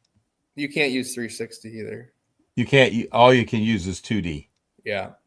Which somebody that's using 2D is not going to be like. On the pedal, like constantly doing what, like searching around doing. Yeah. Right. So they do the lock boxes are there. But it's just footage in case somebody runs a no wake zone. They've got, they can go back and just check. And I've never seen what their angle looks like. The camera lays on the back deck right above the live wells, basically. Right. So I haven't seen like how good they can see all around and stuff, but I'm sure it's probably almost like a 180 degree, picture. They can probably see the backs of my seats and, the whole front deck and all around me. And I'll go grab it. I'll show you what it looks like. Yeah. I can't wait to see that camera, man. So good stuff, man. How do you guys want to see Brett and I fish together on Lake Champlain? And should I go in the spring or fall based upon what anybody knows out there about Lake Champlain? I'd like to get up there this fall because I'm planning to go see Travis fish a little bit, and then maybe on my way up or on my way back, spend some time with Brett. I don't know. Is there a topwater bite going on in the fall? Do they school on Lake Champlain? Because I sure would like to experience that, man. I know there's a good topwater bite happening out there. Fall, spring. Yeah, I gotta be in a lot of places in the spring. Okay, spring and fall. Thank you, guys. Can't beat the leaves up there. Well, that's true. Don't know about the fishing for sure. Spring jerkbait. Hey man, Ed Eyes 85. Thank you for ordering the Bass Lab stickers. I appreciate that. All right, Brett. I asked everybody. I said, should I go up in the spring or fall to fish Champlain? Maybe I'll do both. But if we came in the fall, what would we do? In the fall would be. And when should I come? Well, I'm kind of limited. Okay. Let me check. That's true. All right. I have. Maybe we should check your schedule first. From like September 20th all the way through. If I make the Toyota Championship, I'll probably go to that, which is usually first week of November. So pretty much I have like from the middle of September, like I'll be leaving the Potomac River. Yep. from the Toyota there, and then coming home, and then I got 6 weeks basically in between. So yeah, anytime in there, but typically the end of September is really good for both the smallmouth. Like that's when, if there's tournaments that weekend, usually there'll be like 4, like if there's 30 boats in a tournament, there'll be 4 bags over 22 pounds and probably 1 bag over 23 or 24 that week. Is there any schooling going on up there? Yeah, the smallmouth really will start to be, they'll get the feed bag going. They'll get aggressive. And are they coming shallow or do they stay deep? Yeah, you can catch them good shallow. Like on a walking bait? Yeah, you could catch them on top 10 foot deep. Like that's what I mean by shallow. Like 10 foot or less, they'll get up shallow on like reefs and stuff and in certain points. And then you'll also be able to catch them out deep on deep rock. Because once the smallmouth get deep here, there'll be groups that stay deep all until the next spring. They'll stay out there all winter. Right. They're out there now. They'll be there in September. They'll be there in October. They'll start the winter in November and December. They'll start getting into the bottom and hanging out. They won't be floating as much. Typically around early October is when they kind of start to hunker down on the bottom more. The bait's not up. It's more crayfish orientated. So I gotcha. So you can catch them power fishing shallow, and you can catch them good finesse fishing out deep on rock. Probably still catch them on a minnow that time of year. Well, I would love to come up and be able to power fish shallow with you. You know, if that's and then you can, the largemouth bite should be pretty good because they'll start getting on specific rocky areas that has good grass rather than just being like in the grass. Yeah, they'll start to key in on certain little deals in the grass, like certain little high potential deals, like where there's good rock and stuff. They'll start to school up on that. So the largemouth fishing can be real solid. You're getting colder nights, so like it actually already started. Like, can we crank them up? I don't know. You could probably catch them cranking, but I don't really crank that time of year. But okay, so I would say like September. If I had to give a date, it'd be like September 24th to like October 4th, like somewhere in that range. There will be a couple days where the lake just goes off, like it'll be crazy. And what's a large size largemouth in Champlain? 6. If you catch them over 6, that is about as big as they get. There's 7s to be caught. Somebody every year somebody catches like a 7, and but usually if you catch one over 6, that's doing something. And right on. Anything over 5 is really big here, but a 6, like I haven't even caught a 6-pounder yet this year here. Wow. I think I've caught a couple in the 5s, and then in the springtime, I mean, if I had to give a perfect date here, it would be like April 26th to May 10th, like that window in pre-spawn. That is when the water temp is probably in the mid 50s. Oh, they chewing. That's like you'll hit 100 fish days. Whoa. Legit 100 fish days where you catch one every 5 to 10 minutes. You're hooking up. That's crazy. For 14 hours straight. You could do it from 6 in the morning till 8 o'clock at night. That's just nuts. And is there a good crankbait bite on that lake that happens? Yeah, and the springtime deal. How deep is that crankbait bite? Oh, 4 to 8? 1 foot to 6, yeah. Oh, I love it. All right. Somebody asked about the Bass Lab stickers. So I'm just going to take a minute to show. And then I'm going to show the first one because we're releasing the She Thick t-shirt. And it's up on the site tonight. I put that out there. There it is. It's coming on a charcoal tee. I'll take my jacket off. I was going to reveal that earlier, but I just want to hear about your tournament wins. So, and Travis's Toyota Series recap. But here it is, man. This is the She Thick. First time we've ever had it on a shirt, guys. There you go. It's available. basslab.bigcartel.com. But anyway, let me show the stickers. So we got the She Thick. Of course, that's the super tanker that Brett, and these come in large and small, by the way. Morning Wood, and that is my ode to all you crankbait balsa fans out there. I did that for Marty Burns, the Big M. Dr. Krankenstein, I'm tipping the hat right there. Morningwood again. That's the Bass Lab. That's the one that started all. River Rat, and Brett, you're wearing the hat, right? Yeah. Yeah, I'm wearing the hat. It's a stretchy, so look at this. It's a snapback. Yeah. But see, this thing stretches, so it fits. It fits your head like awesome. It's like it's really nice. The standard, the Richardson 112 or whatever it is. 110. Yep. That one, there's no stretch to it. This is the hat that I typically wear. Like all the time for the last 6-7 years. I've been wearing that hat, and then Eric got me one of these, and this thing is awesome. Like it around your ears. It you don't get that, like, it doesn't pinch. At least on my head, I don't get like a pinch when I'm wearing my sunglasses. It just all fits really well, and it's one of my favorites, man. And, yeah, it's awesome, and I really like it, and the logo is really cool. So I've been wearing it a lot this year. I just got it like a couple months ago, and Anthony said it's the best brim in the game.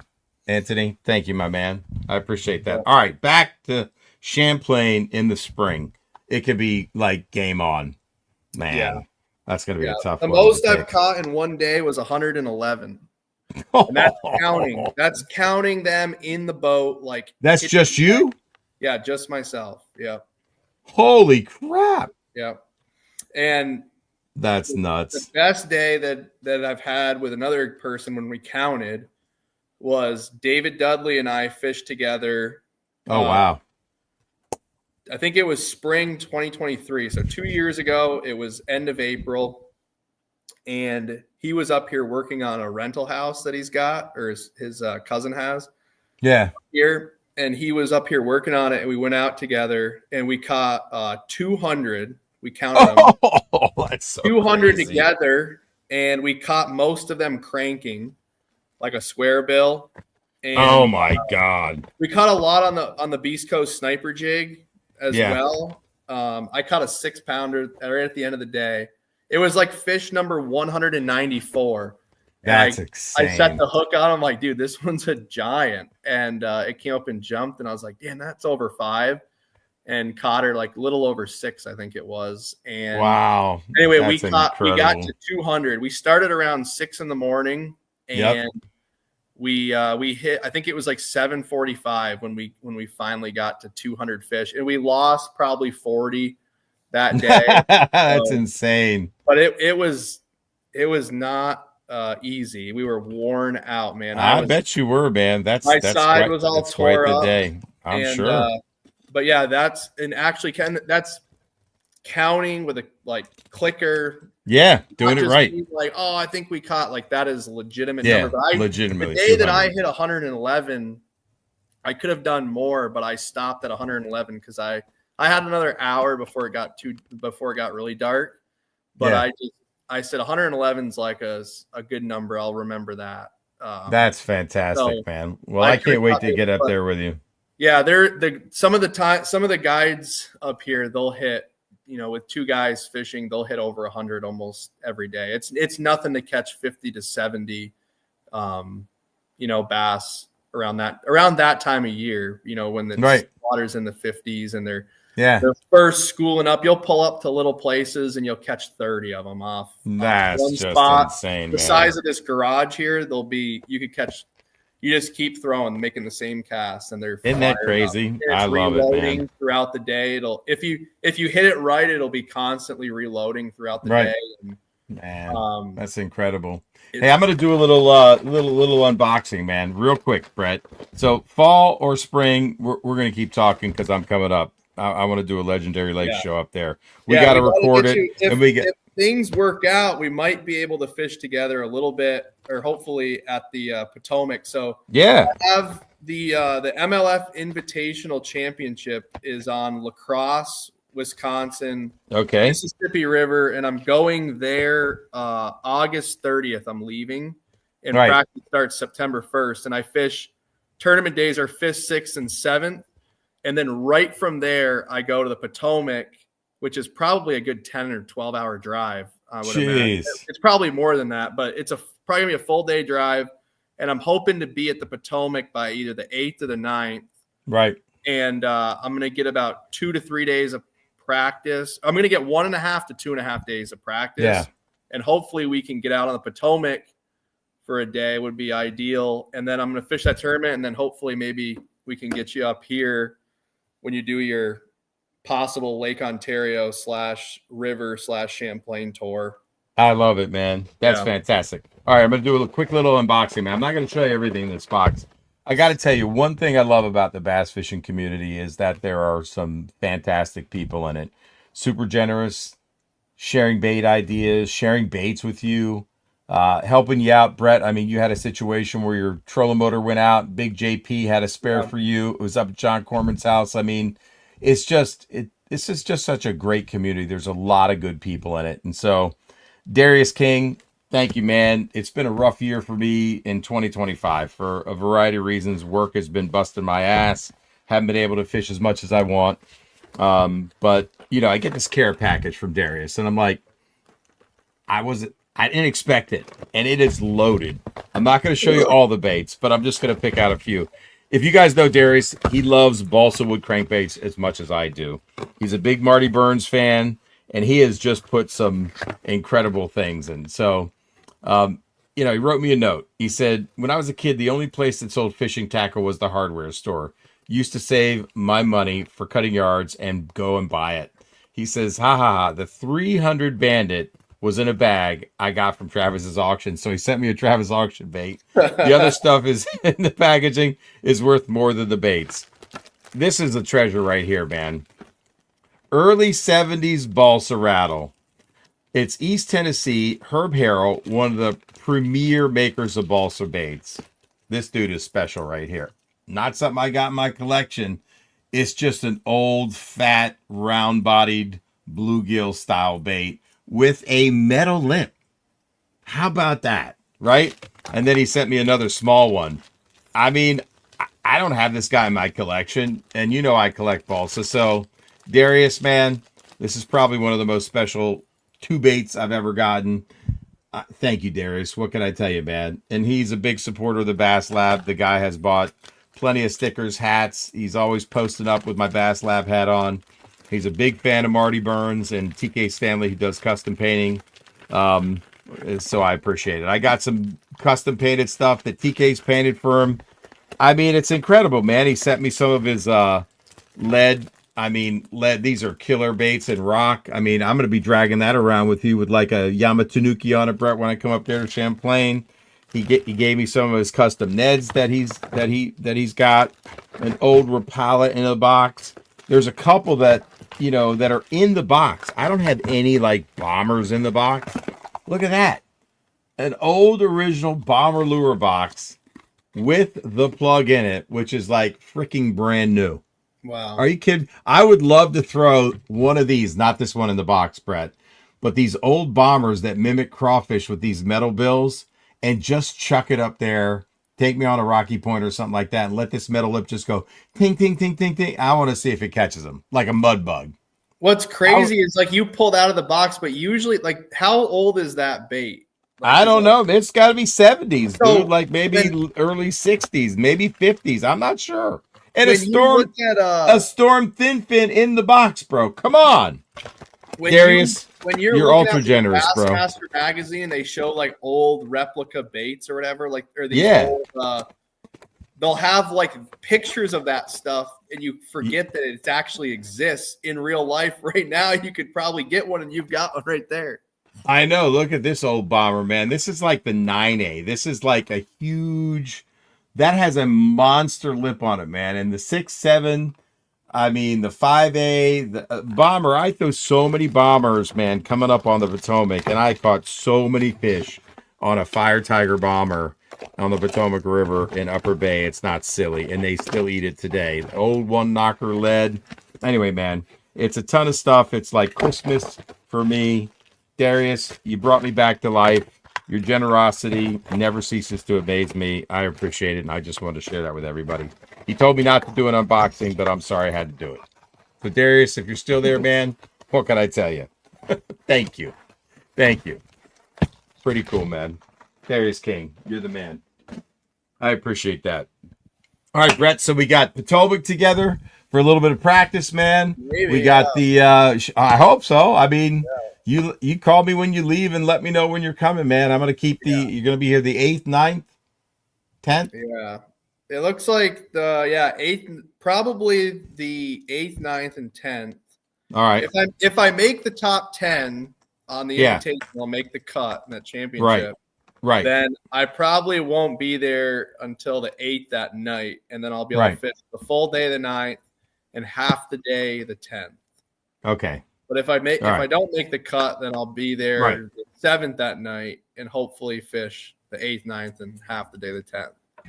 Right. And we're going to be trying to see what the grass is doing. We're going to see what's going on. Yeah, you know it, man. Yep. There's certain things that happen in September. We'll see. I was there 2 years ago.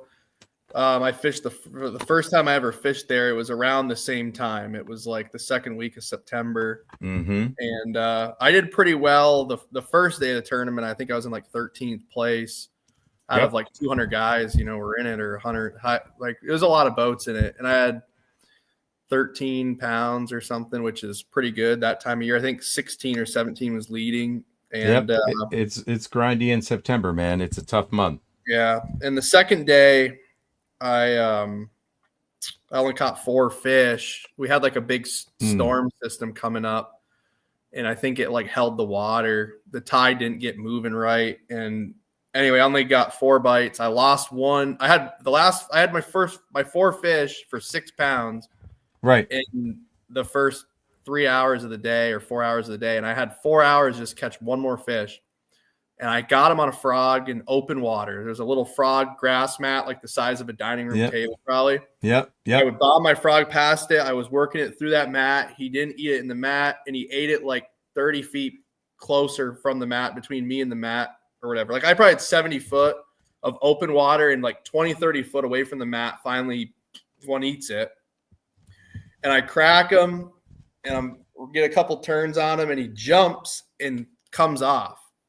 Oh, I was like, dang. I'm like, that was a solid one. It was like 2-pounder. And anyway, I lost Angler of the Year by 1 point. Oh, come on, man. The tournament was over because it was the last tournament of the year. I lost Angler of the Year by 1 point. It would have been like $5,000 and could have had the nice little plaque trophies that I won Angler of the Year, and lost by 1 single point, which was like, I think if I would have had 6 more ounces, I would have finished 1 place higher. And that fish was for sure 2 pounds, and I weighed in 4. So I had a sour taste in my mouth after that. And then I came back like 2 weeks later and made the BFL All-American. And that was when I earned my River Rat sticker, which is on my windshield of my boat. I came back. I caught like 13 pounds for 3 days in a row, came in 6th place in the regional. And they take top 6 to the All-American. So made the All-American. Nice. And had a good term at the All-American too. So it all worked out there. That's awesome, man. It's crazy when I look back, man, and I see, because if I would have had a decent tournament there, I might not have went back for that regional.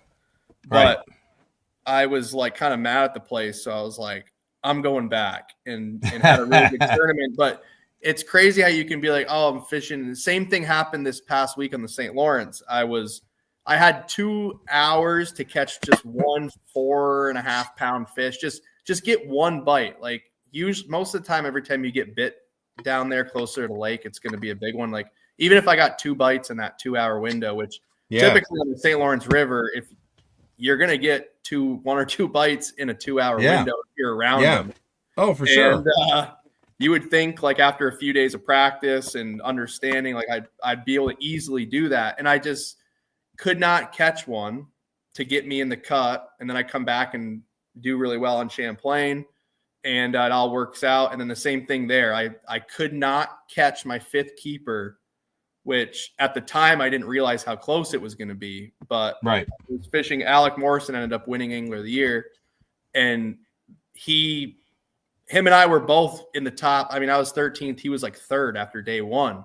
So I'm like, well, Alex for sure going to catch him on day 2. Like, I'm going to need to catch at least 10 to 15 pounds to have a shot. And I didn't realize that he only caught like 1 or 2 fish that day. and he thought he lost Angler of the Year, and I only had 4. So I'm coming in, I'm like, whatever, dude. Like, even if I caught that other 5th fish, like it wouldn't have mattered. Right. And it did. And at the end, it did it. I was around so many fish. I'd been practicing there. I was in good areas on the river, the Potomac River, that tournament. And for 4 hours, I could not catch just one more keeper. Yeah. And my co-angler caught 9 or 10 keepers behind me throwing a white chatterbait. He was throwing a white chatterbait with a silver blade. And I was throwing I wasn't throwing white. I feel like I was throwing that green pumpkin shad with the brown blade on it. Yeah. It's a little less solid white. He was throwing straight white, and I had confidence in that one color, and I didn't catch any. And anyway, then I came back and had a good. So it's almost like it's, destiny maybe, that it's just. So sometimes when things, like, I've started to realize that, like, man, it was a tough one, but like, hey, let's keep it going. Keep on grinding. Just like that's right. Keep on grinding, and it will work out, like, probably in the end. And that's right. And I've had it happen a few times throughout my life with more than just fishing. So there's no question about it, man.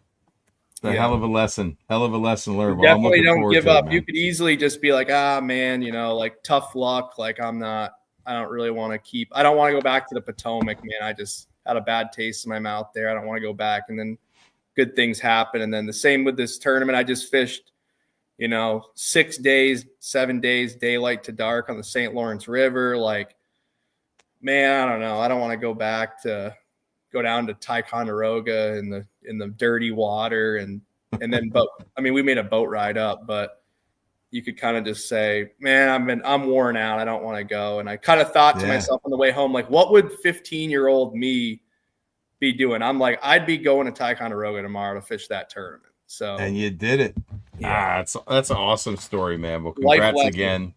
That is a big lesson, man. That's a big lesson. I know that I've turned a tournament around last few minutes of the tournament. My first one was Scooter. It was within sight of the boat ramp, man. And all the areas, because it was blowing like 20, 25, and we had a good bag coming in. He's like, it's not enough. And I said, take me in a finesse fish, man. And I tied a fresh leader on, put a Ned rig on. And that big Bojangles Championship tournament right there. That was our first one, man. We won the Bojangles on the Roanoke River. We ran out, got a good limit, like I said, and Finesse fished one up that was over 5, and we won by 4 ounces, man. $5,000 plus incentive money for him. So that was huge within sight of the ramp, in a very obvious place that had been hit, I'm sure, dozens of times during the day. It was a lay down next to a pad field, and it was sticking out on a drop, and I slid a Ned rig up there, and made a perfect slide cast. Laid it on top of the log, pulled it into the V, and just let it soak, dude. And saw that line go tick, and that was it, man. It was a nightmare because the fish was under the boat, in the pads, under the trunk. Luckily, there were no barnacles in the Roanoke River, man. But I just let the rod do the work and had confidence in my knot, my leader, and it worked out, man. Landed that fish, and we won by 4 ounces. 7 minutes to go. Yeah, I'm a guy that thinks the last cast is way more important than the first cast. A lot of people, they're gung-ho right off the bat.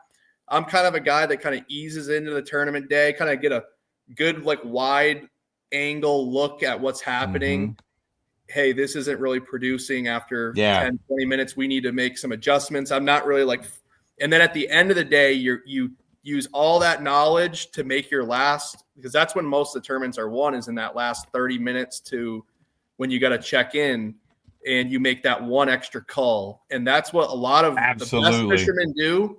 They fish as hard as they can to the very end, and they don't kind of just like coast in the end. And 100%, man. The story right there of like proving never give up on it. 100%. Fish till the very end. 100%. 100%. And make micro adjustments. I mean, in our championship on Gaston, we were in second place after day 1 We were headed down a bank where I'd caught like a 4.6 on a top water earlier. We're headed to a row of docks. There's like 20 minutes left in the tournament. We got to go to make it back to weigh-in. Scooter's flipping a Senko. He goes, "You got anything to make this thing fall faster?" I absolutely did. I've told this tip before. I don't buy weights. I use carpet drive screw nails. And he slung it back. I had some in my pocket, put one in the tip. I said, "Go." He literally slides it under the dock for the next flip, doing his thing down there, man. He loads up and he goes, "Biggin, net." And literally I put like a 4 and change in the net. And that was it, man. That was our Derby win. We won the 2-day championship Bojangles that year. That's pretty cool. One of the best ones I've ever heard was, have you ever heard the Justin Lucas one as a co-angler? No. So Justin Lucas, he's told this story like on some podcasts and stuff, but that's how I've heard it. I haven't heard it from him, but it's been like in Bass Talk Live or any podcast. He was fishing a California Delta. I believe it was on the Cal Delta. Yeah. Toyota, or not a Toyota series, like an FLW Western Series tournament, like when they were $200,000 to like first place, one of those big. Holy shit. Opens, like probably 20 years ago or so. And he was a co-angler just starting out, and he signed up and fished this tournament. And he said that with like 3 minutes or something to go in the day, his boater pulled up right outside the boat ramp, and you could hear the announcer, announcing the weights of the people that were weighing in already. Yeah. And he goes, we pulled up and he caught like on a drop shot. I think he caught like a 12-pounder. Good God. As a co-angler, he caught a 12-pounder, and he ended up winning the tournament. I think he caught that fish on like day 1 or day 2, but he ended up winning the tournament, and that was the tournament that like sparked or got him going in the pro fishing deal. Like I think he won that tournament, and then he went to another tournament and won that as a co-angler, like maybe on the Columbia River. But I believe he won back-to-back tournaments, and it all started with that 12-pounder he caught with minutes to go. Giant one, like biggest one that he said I think he's ever caught in a tournament in his life still. And he used all that money to start funding his, tour or professional career. And then, and now look where he is, one of the best in the world at doing it. And just that one, he could have easily probably just sat back and been like, we got 3 minutes till we're checking in. He's at the dang boat ramp listening to the people get called that are weighing in and hearing what their weights are, and catches a 12-pounder. That's ridiculous, man. Where was that tournament? I'm pretty sure it was on the Cal Delta. Oh my gosh, there's some giants out there, man. I always wanted to fish the California Delta. Maybe I'll get to do it, Yeah. Drive that cross-country trip, man. Early when the drop shot like just first came out. Yeah. I drop shotted to a 12th place amateur division. Guess the year that I first threw a drop shot, Brett. Everybody else, guess the year that I threw a drop shot that had me in 4th place after day 1. I'm just going to let it marinate for a second, Brett. You go ahead, give me your guess. Give me your guess. I'm going to say I know that it was probably before I was born. I'm going to say 1987 or something like that. Yeah, 1987 is my guess. All right, 1984, 2003. Keep going, guys. I'm just going to let it marinate for a minute. 2001. The first year I threw a drop shot in a competitive bass tournament. I'll give you a clue. It was the Bassmaster Top 100 on the Potomac River. We've got some close guesses. Nobody's hit it yet. Steve Hardy, I'm going to give everybody a clue. Steve Hardy is super close. He almost nailed it. Steve, go up or down. I'll give you a 50-50 shot at the right one. Brett, what year were you born? 93. I threw my first drop shot when you were 3 years old. 1996. I'd say I was pretty early in the drop shot game, wouldn't you? Yeah. Does that mean I'm paying attention to the bass game? Imagine if I had live scope back then, I'd been beating everybody's ass. Yeah. Back then you couldn't even hear. I didn't even know what did I hear what about fishing until like yeah. 2000 or no, probably no, I didn't start I probably was 2004 2005 before I even started knowing what fishing was outside All of right. me going fishing on my dock. What did I throw as my lure on my drop shot in 1996? I'll tell you where I was. I was with Ken McIntosh. He's a New Hampshire pro. I was paired with him. He was the day one leader. So I'm in fourth place. I got paired with the first place pro. We're fishing in Blue Plains, which is way up north. Oh, Steve Hardy, you're very close. Yeah, it is a power worm.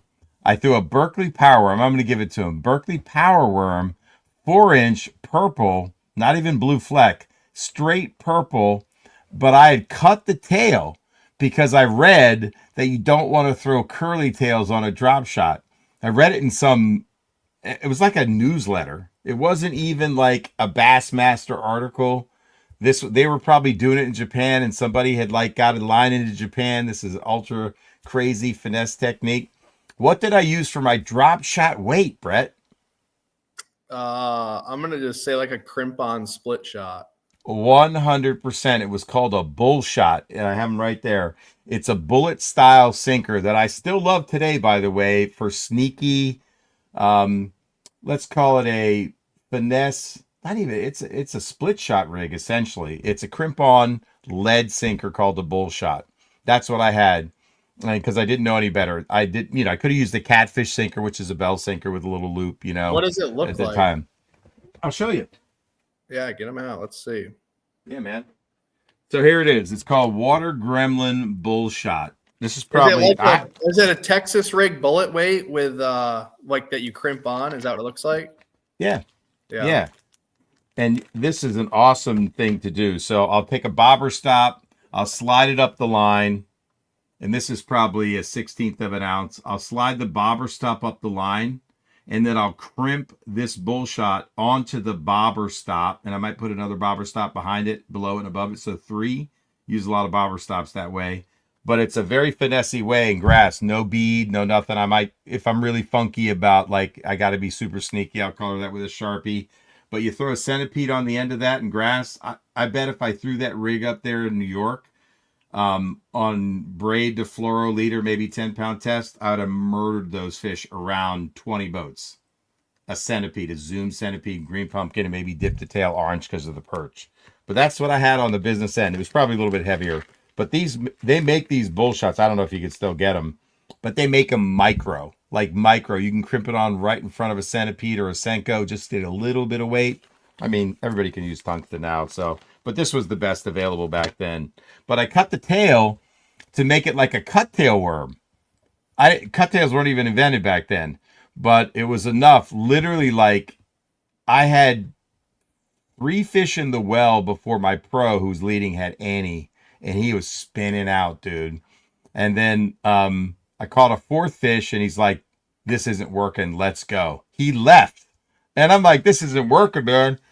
Anyway, we went to another creek at that point, and I started throwing a -1. I got my limit, and I don't know, dropped a 7th the next day, and then ended up with Jim Bitter. He asked me where I wanted to go. I said, let's go to Chickamuxon Creek, and threw a -1 all day and got my 5. Outfished him too. So it was fun, man. That was my first derb on the Potomac. In a top. Bassenberger wants to know, how far ahead of the centipede do you crimp? Man, I'd probably like 10 to 12 inches is all you really need. You can go longer if they're really finicky. Yep. It is a super sneaky Fish Doctor, Zoom Fish Doctor, or Zoom Centipede. I think it's one of the best finesse baits ever made. The Fish Doctor glides a little bit more because it's a super flat bottom and it's not as tall as the Centipede. So you get this little gliding motion, and it's absolutely devastating on grass fish, especially when they're pressured. If you're in a crowd, I might just throw it with you on the Potomac, when we go practice. Yeah. Let's see what happens. Yeah. If you can get that, I'll get you that 5th fish you wanted. Yeah. And Jimmy Steiner makes a good. He's called the Spanish fry for big time baits. Like, I'll show you this. So this is my this is my Senko bag. Like, Yeah.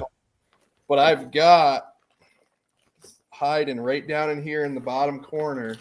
Right. Oh yeah, buddy. Epic Eric got me on this. I was like, hey, I didn't have any of them, but like years. I mean, it's probably been 5 years since you first told the first story about how you love these things. Yeah. Well, I went to like Bass Pro Shops one day and I bought like a couple packs and threw them in here just because. Yeah. I just know I'm like, man, there might be. I just got a pack of green pumpkin and a watermelon in here. Just right. One day, if I'm just dragging a Senko around, I might be like, let me throw the old centipede on there and see what's up. Because devastatingly good on in the boat, baby. In the tournament days, I've got it in the boat. You should have thrown that on the last day or when you needed that fifth fish and wherever you were fishing on the Potomac. I promise you would have got a 12-inch bite. I promise you. Oh, I probably would have. I just kept throwing that dang frog and a chatterbait around. I mean, you know how it goes, man. Some days they just want that finesse presentation. And I agree, Steve. The ring fry is another good option for sure. Riley Brody, what hook was I using back then? Damn. I really like the Gamakatsu. You're using an Eagle Claw, razor sharp. Nah, it would have been a Gamakatsu J-Ben for sure. And a light wire hook because I want that thing to not get buried in the grass. So light wire J-Ben. Wide gap is better. There are much better hooks out there. I like the hybrid.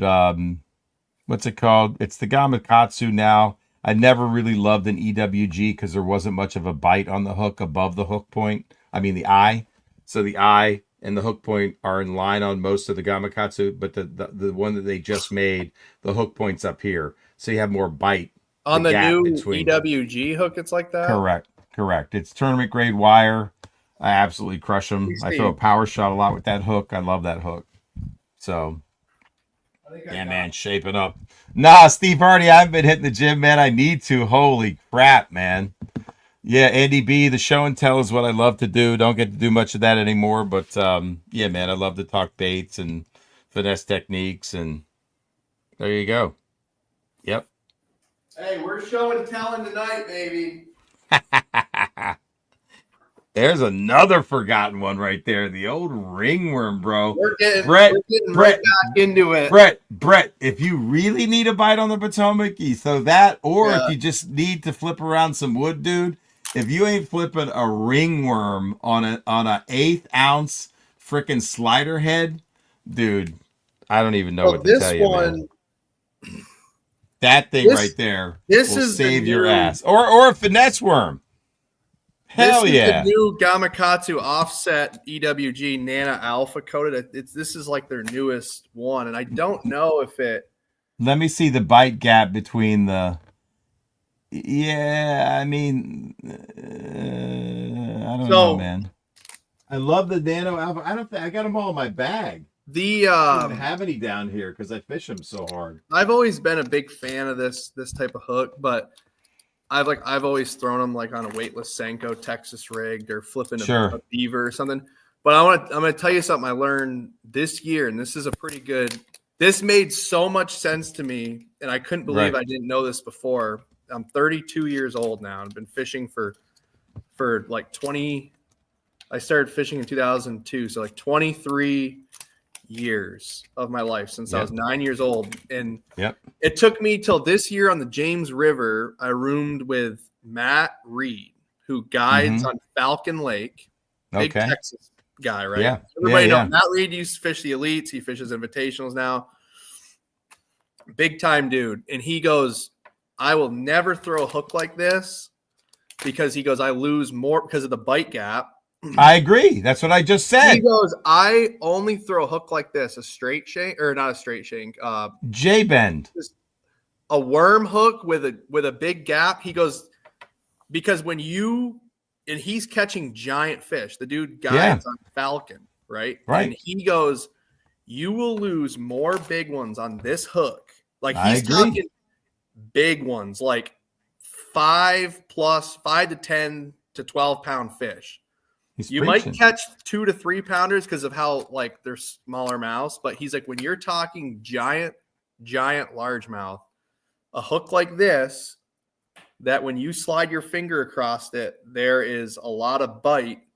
Yes. Because I will not throw. Nobody's throwing an EWG in my boat. They're using this, and I was like, dang. I'm like, I'm not even going to argue with him about it. There's no way that because this dude has been guiding like his whole life in Texas, knows more about catching them on a worm probably than most people would ever know in their life.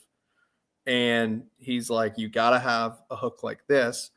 I haven't like even experimented really with it. I haven't had a deal where I'm losing them on a normal EWG, but I'm fishing for small fish I'm fishing for 4-pound fish and less typically. Yeah. Is what I fish. When I'm fishing for largemouth, I'm fishing Lake Champlain pretty much only. St. Lawrence River is all smallmouth fishing.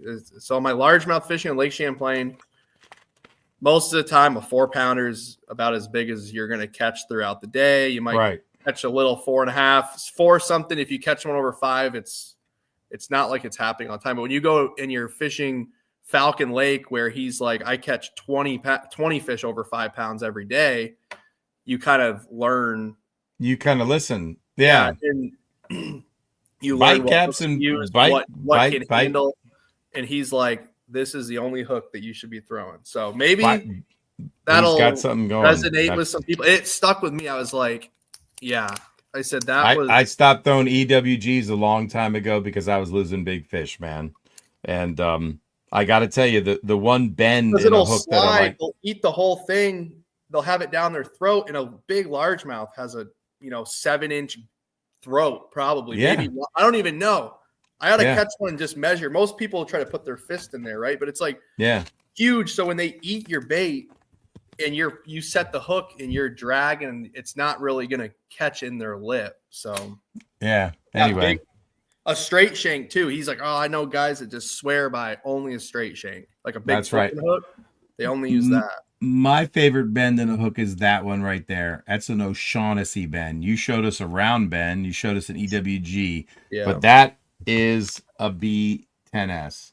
And when I was Nico rigging, I was using the VMC Nico Finesse, and it has the weed guards on it.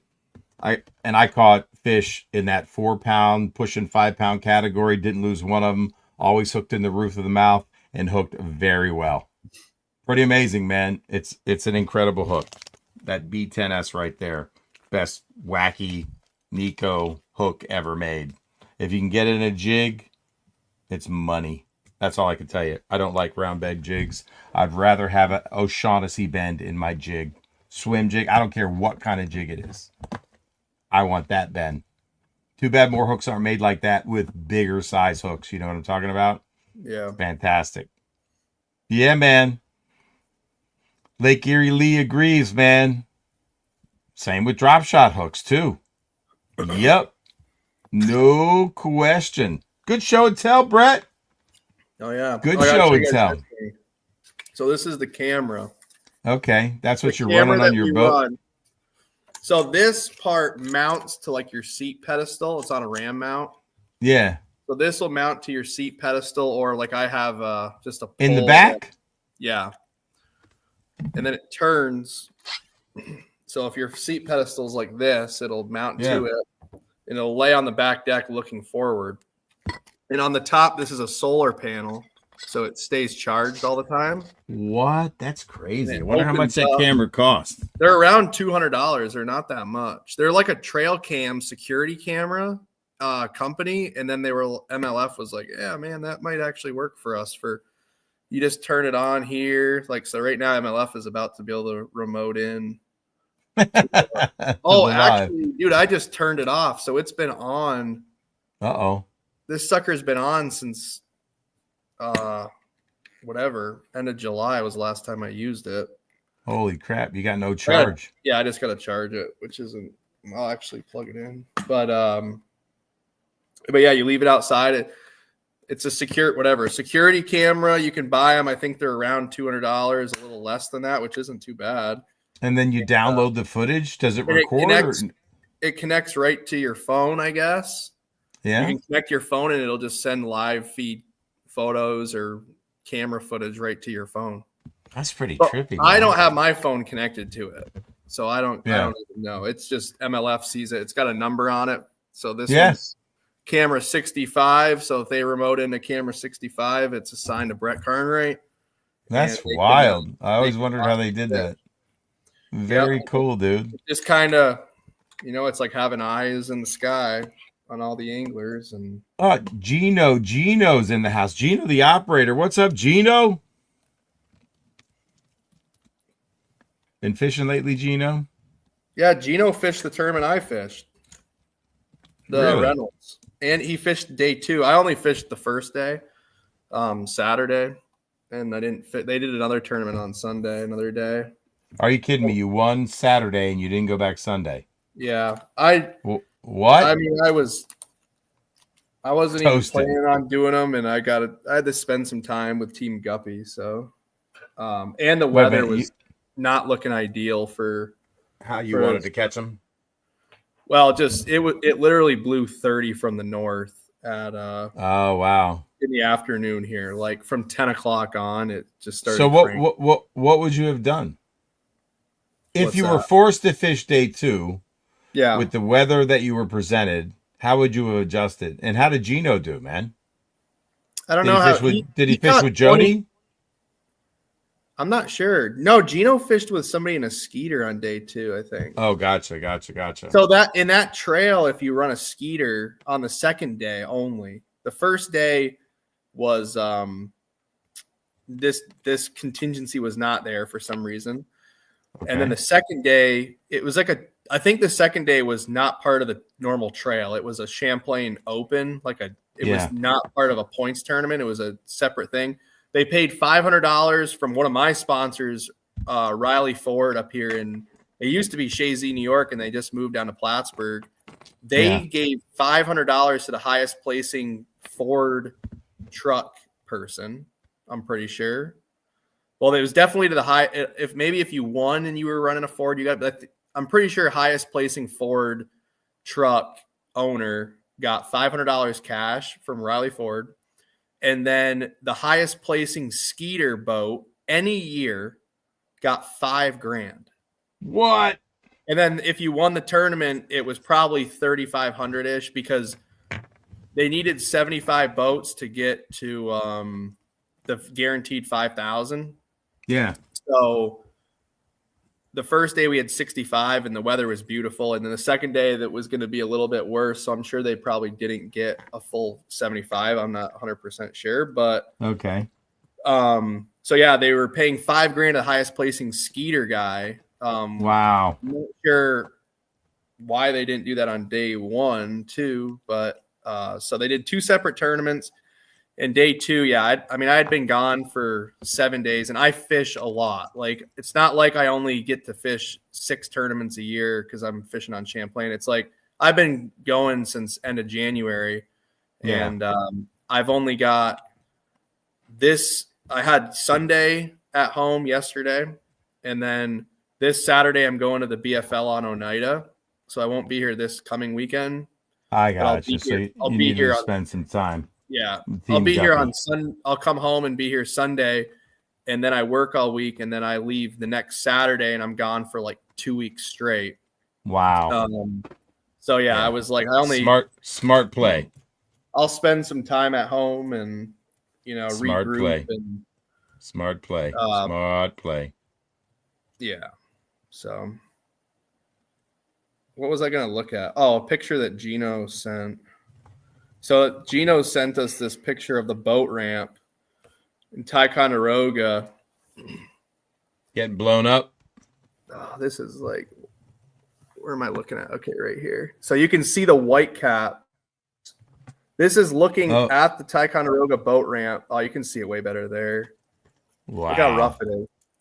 This is in the heart of Ticonderoga, and there's like 3-footers rolling from the north. So it would have been a rough boat ride. What I would have done is I would have ran up again, and we would have just lived in that wind. Like we would have just fished in it and then probably gave ourselves a good 2 hours at least to it probably more than, well, man, as rough as it was in Thai, it might have taken even longer to get back, but we would have judged it hopefully correctly. And then just would have went up. We would have had a good window there in the morning. The takeoff was at 7:00. So we would have had a good 2 to 3-ish hours of probably calmer weather. It actually was blowing from the south in the morning. Yeah. About 10 miles an hour and at 6 in the morning. And then, so it would have been pretty choppy. Like, they were probably been coming over the bow a little bit when we were fishing. And then it was going to slick off for like an hour and switch to the north and just hammer from the north. And it was probably 70 something degrees when I came out of the house. Because I live on the north end of the lake. Like, I live up near Plattsburgh. And it was 70 something and sunny at 6, 7 in the morning when I came outside. And all of a sudden at 11:00, it was probably in the high 50s. Whoa. And pouring rain and blowing 30 miles an hour. It felt like a late November, just terrible weather day where it's just, you don't want to be outside. It felt like winter for the first time in 2 months here. Big ass front came through. And it brought cold. It's not even going to get above 70 degrees, or it's going to be in the 70s for a high for like the next 10 days here. It's not even going to get moly, dude. So it's kind of like this was like our first real cold front of the year. And it definitely pushed all that heat that's been coming up from the south. Looks like it might be the end for it up here. Damn. For the rest of the year. You think it's not going to get hot again? You think? It'll get probably close to 80, but maybe in the low 80s. But I doubt we'll see that really hot weather. And every night looks like it's going to be in the 50s. So it's pretty much every year, right in the middle of August, we get a cold front, and we get like a little bit of a cold snap, and that's pretty much it. It gets decent again here and there, but I'll be Mississippi River though should be pretty warm, I'd imagine, and Potomac's going to be hot. Oh yeah, September, I'm sure it'll be in the 90s there. So no doubt, 75 this week, man. We'll see what happens. You know it's going to change. I was talking to you yesterday, and you were like, "I'm coming through Philly. It's 95," and I'm like, "It's literally in the 50s here." When I got home, it was hot, dude. Hot for sure. And even like where you were, that part of the state is hotter than, because I've got the mountains in between. Yeah. So like you were. It was hot. It was the Adirondack Park. It was hot. As soon as you slide up past like Syracuse, the whole climate will start to. It starts to change. You get in near the mountain range, and one of my buddies texted me and said, "Where is Travis?" He's out. Travis is out. He was out early. He said he only wanted to do an hour, and that's what he stuck to, man. He's got things that he's got to get done. Dan says drove from the sea to Thai blind on Saturday and was welcomed to an algae bloom.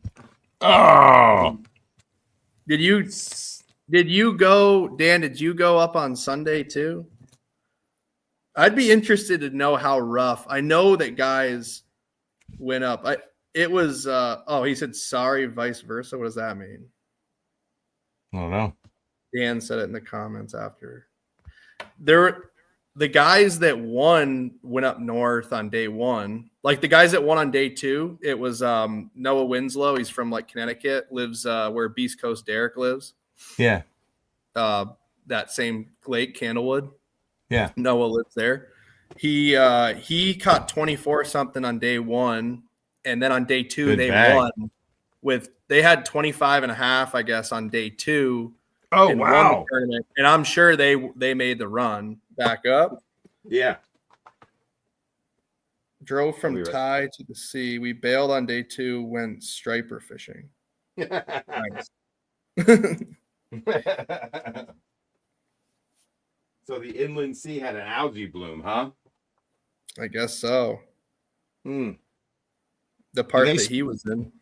I Do they guess. spray? Do they spray the grass in the inland sea No. on Champlain? They don't do any spraying on I don't think Champlain. they spray anything here. They'll In New have York? some weed. Not in Champlain. I don't think they Okay, spray. gotcha. Yeah. They let me see here. I got a little bait in my hand that I think is going to make a difference in your tournament on the Potomac. I'm not going to show it. Oh, And it's nothing I've talked about. dang. I got two sneaky baits if you run into trouble that I think if you find them in the grass and your grass is pressured and they start to shut down on your frog or your big chatterbait, I'm just gonna call it right now. That if you need 2-3 bites and good bites, I got it. Am I going to be throwing it on a spinning rod or a bait caster? Depends on how good you are with a bait caster. Oh, so it's a light bait, I would imagine. Yes. Mm-hmm. Yep.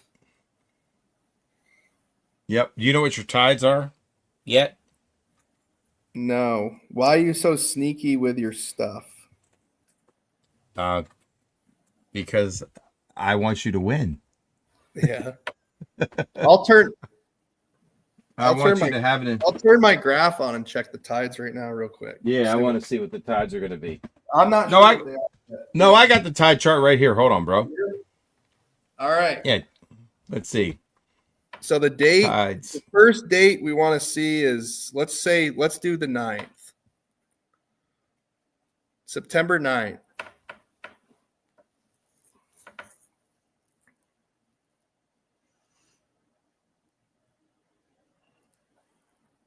Okay, give me a second.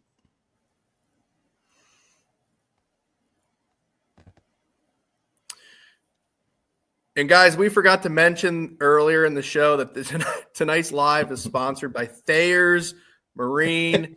I know Big JP, we've been talking a lot about Reynolds Marine tonight because of the tournament trail. But listen, guys, Thayer's Marine, brand new Phoenix dealer. They're coming back with a tournament trail for next year. They're going to run their 4 tournaments, I believe. We're going to see Cayuga on the schedule. I think Champlain is on the schedule.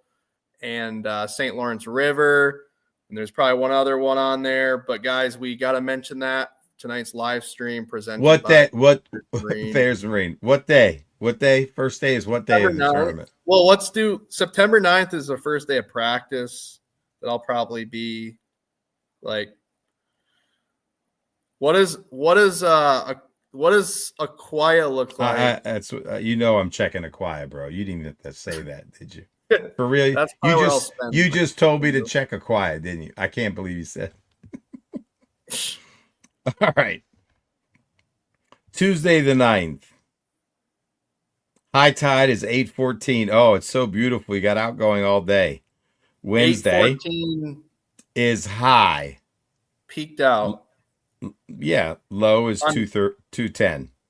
Okay. On Tuesday, Wednesday, it is obviously an hour later. High is 9, yeah. Low is 250. Thursday, high 948. So you're going to be fishing high incoming. And then low is 334. Hope you get a late boat draw. Friday, high is 10:39 a.m., 422 low. Saturday, which will be your final day, correct? Yeah. If you make it. High is 11:37. So you got incoming water. You're probably going to be fishing starting about 6:30? And then low is 5. When do they launch you? 6:30 or 7? Dude, we launched at 6 for the. So you're gonna have 5.5 hours of incoming. Let me look at this. They'll tell me on the rules. So you might be launching it low, bro, on the final day. So you're gonna have to fish the first 2 hours of incoming, which is. I want to see high tide at like 9 a.m. on the first, or it's like gonna be 2 days off. I feel like what's the first day of your tournament? Thursday? It was Thursday, yeah. I feel like I'd want high at like 8:30. Well, you're missing that by 2 hours. You got high at 10:30. I feel like I'm like 2 at 2. 9:40. 9:48 a.m. is your high tide on Thursday. and you got outgoing the rest of the day. So you'll be mid-tide when you start. That's what happened last year too. I feel like I had a high tide when I was there in June in the Toyota. I feel like it was high at like 10 o'clock. So like my first 3 hours of my day were like a waste almost. Yeah, maybe Let's you just see, gotta schedule. maybe you gotta adjust. Yeah, I'll probably have to fish. Ideally would be probably to start in like Belmont or something. What does the tide look like in Belmont area or Mattawoman, one of the two? I mean, I would just adjust the tide about 45 minutes, bro. That's about it. You know. So let's see. Where is the take? Why doesn't it? Where am I looking? Okay. Takeoff is at 7 a.m. So that's not that bad. And we're doing it at 3 o'clock. So that's if your first flight, you'll be in at 3. So that'll get you, basically you'll see dead low pretty much both first days of day 1 and day 2 of the tournament. You should see the dead low tide, even if you were an early boat. Right. Because what was it? Dead low at 2 something and then dead low at 3 something. Hold on. I think days 1 and 2. 3:30 on Thursday is dead low. Yep. 4:22 and then 5:17.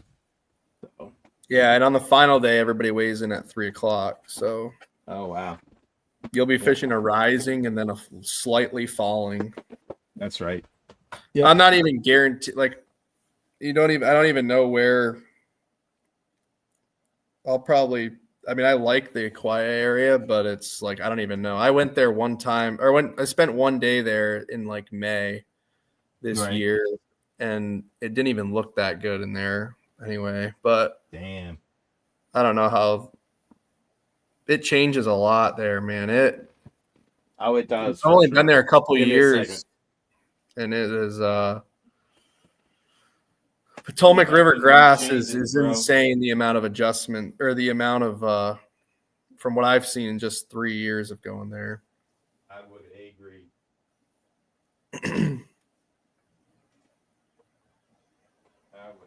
Brother. Let's see what the comments are saying. I gotta get back in here. I'll send you a picture, bro, of what I'm talking about. I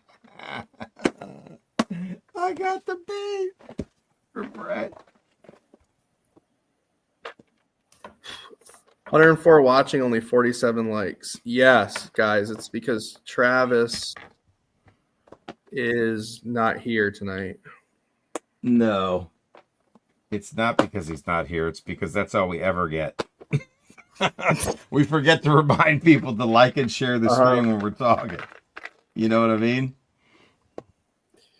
What do you think the reason for the grass maybe not being there is good this year? Was it a harder winter, or I've heard some thoughts about big storms in the fall last year really wiped it out? Yep. That's generally what happens, man. It gets ripped up. Yep. Or I'm telling you guys, listen. So I went there in May of last year to the Potomac, and it was high tide, topped out everywhere. That was shallower than 4 foot deep, 3 foot deep. Everywhere you went, you could throw a frog in May. It was, I couldn't even believe it. It looked like how I had been there in 2023 in the fall when the grass is as thick as it, well, maybe not as thick, but it's everywhere. And then I go there in the spring, which is they're supposed to be kind of spawning around that time that I was there, and it was thick blanket of grass everywhere. It was unbelievable. And then this year I pull in there right around end of May, somewhat similar time to where I was there last year, and there was some grass, but it was 95 to 99% gone compared to what I saw the year before. It was still there. It was just really submergent. There was not much and it's still milfoil. Like it still looked okay, but it was so either far behind or like just torn out or changes every year, bro. It was a Yeah. super cold spring for sure. You guys got ice on the river too, didn't you? We did this year. Yep. Every year it's different, man. It gets ripped up through storms, floods, hard rains. You know, if it's early emergent, you get a flood down the river, it gets coated with mud and it just kicks it back or kills it. I mean, you could have, there's been sewage spills in spawning bays because there's a couple sewage treatment plants in the back of those creeks. That'll wreck it. You know, I mean, there's a lot of different reasons for it, man. Yep. I have actually worked at the Blue Plains one in DC Water, Blue Plains. Holy cow. Wow. The company that I work for, like for the viewers, we do wastewater treatment like equipment that they purchase it from the company I work for, and we don't install. We have contractors install it, and we do the commissioning work and stuff. And these are big pieces of equipment. They're like giant aerator pumps for your live well, but they treat water and wastewater plants, and they're 30 horsepower all the way up to like 1,000-ish horsepower is our biggest units, and big turbos. And so I've actually been to the Blue Plains one. They actually have some of our equipment, and I've been there. So what I need to do is maybe go fish right there. And the same thing on the James River.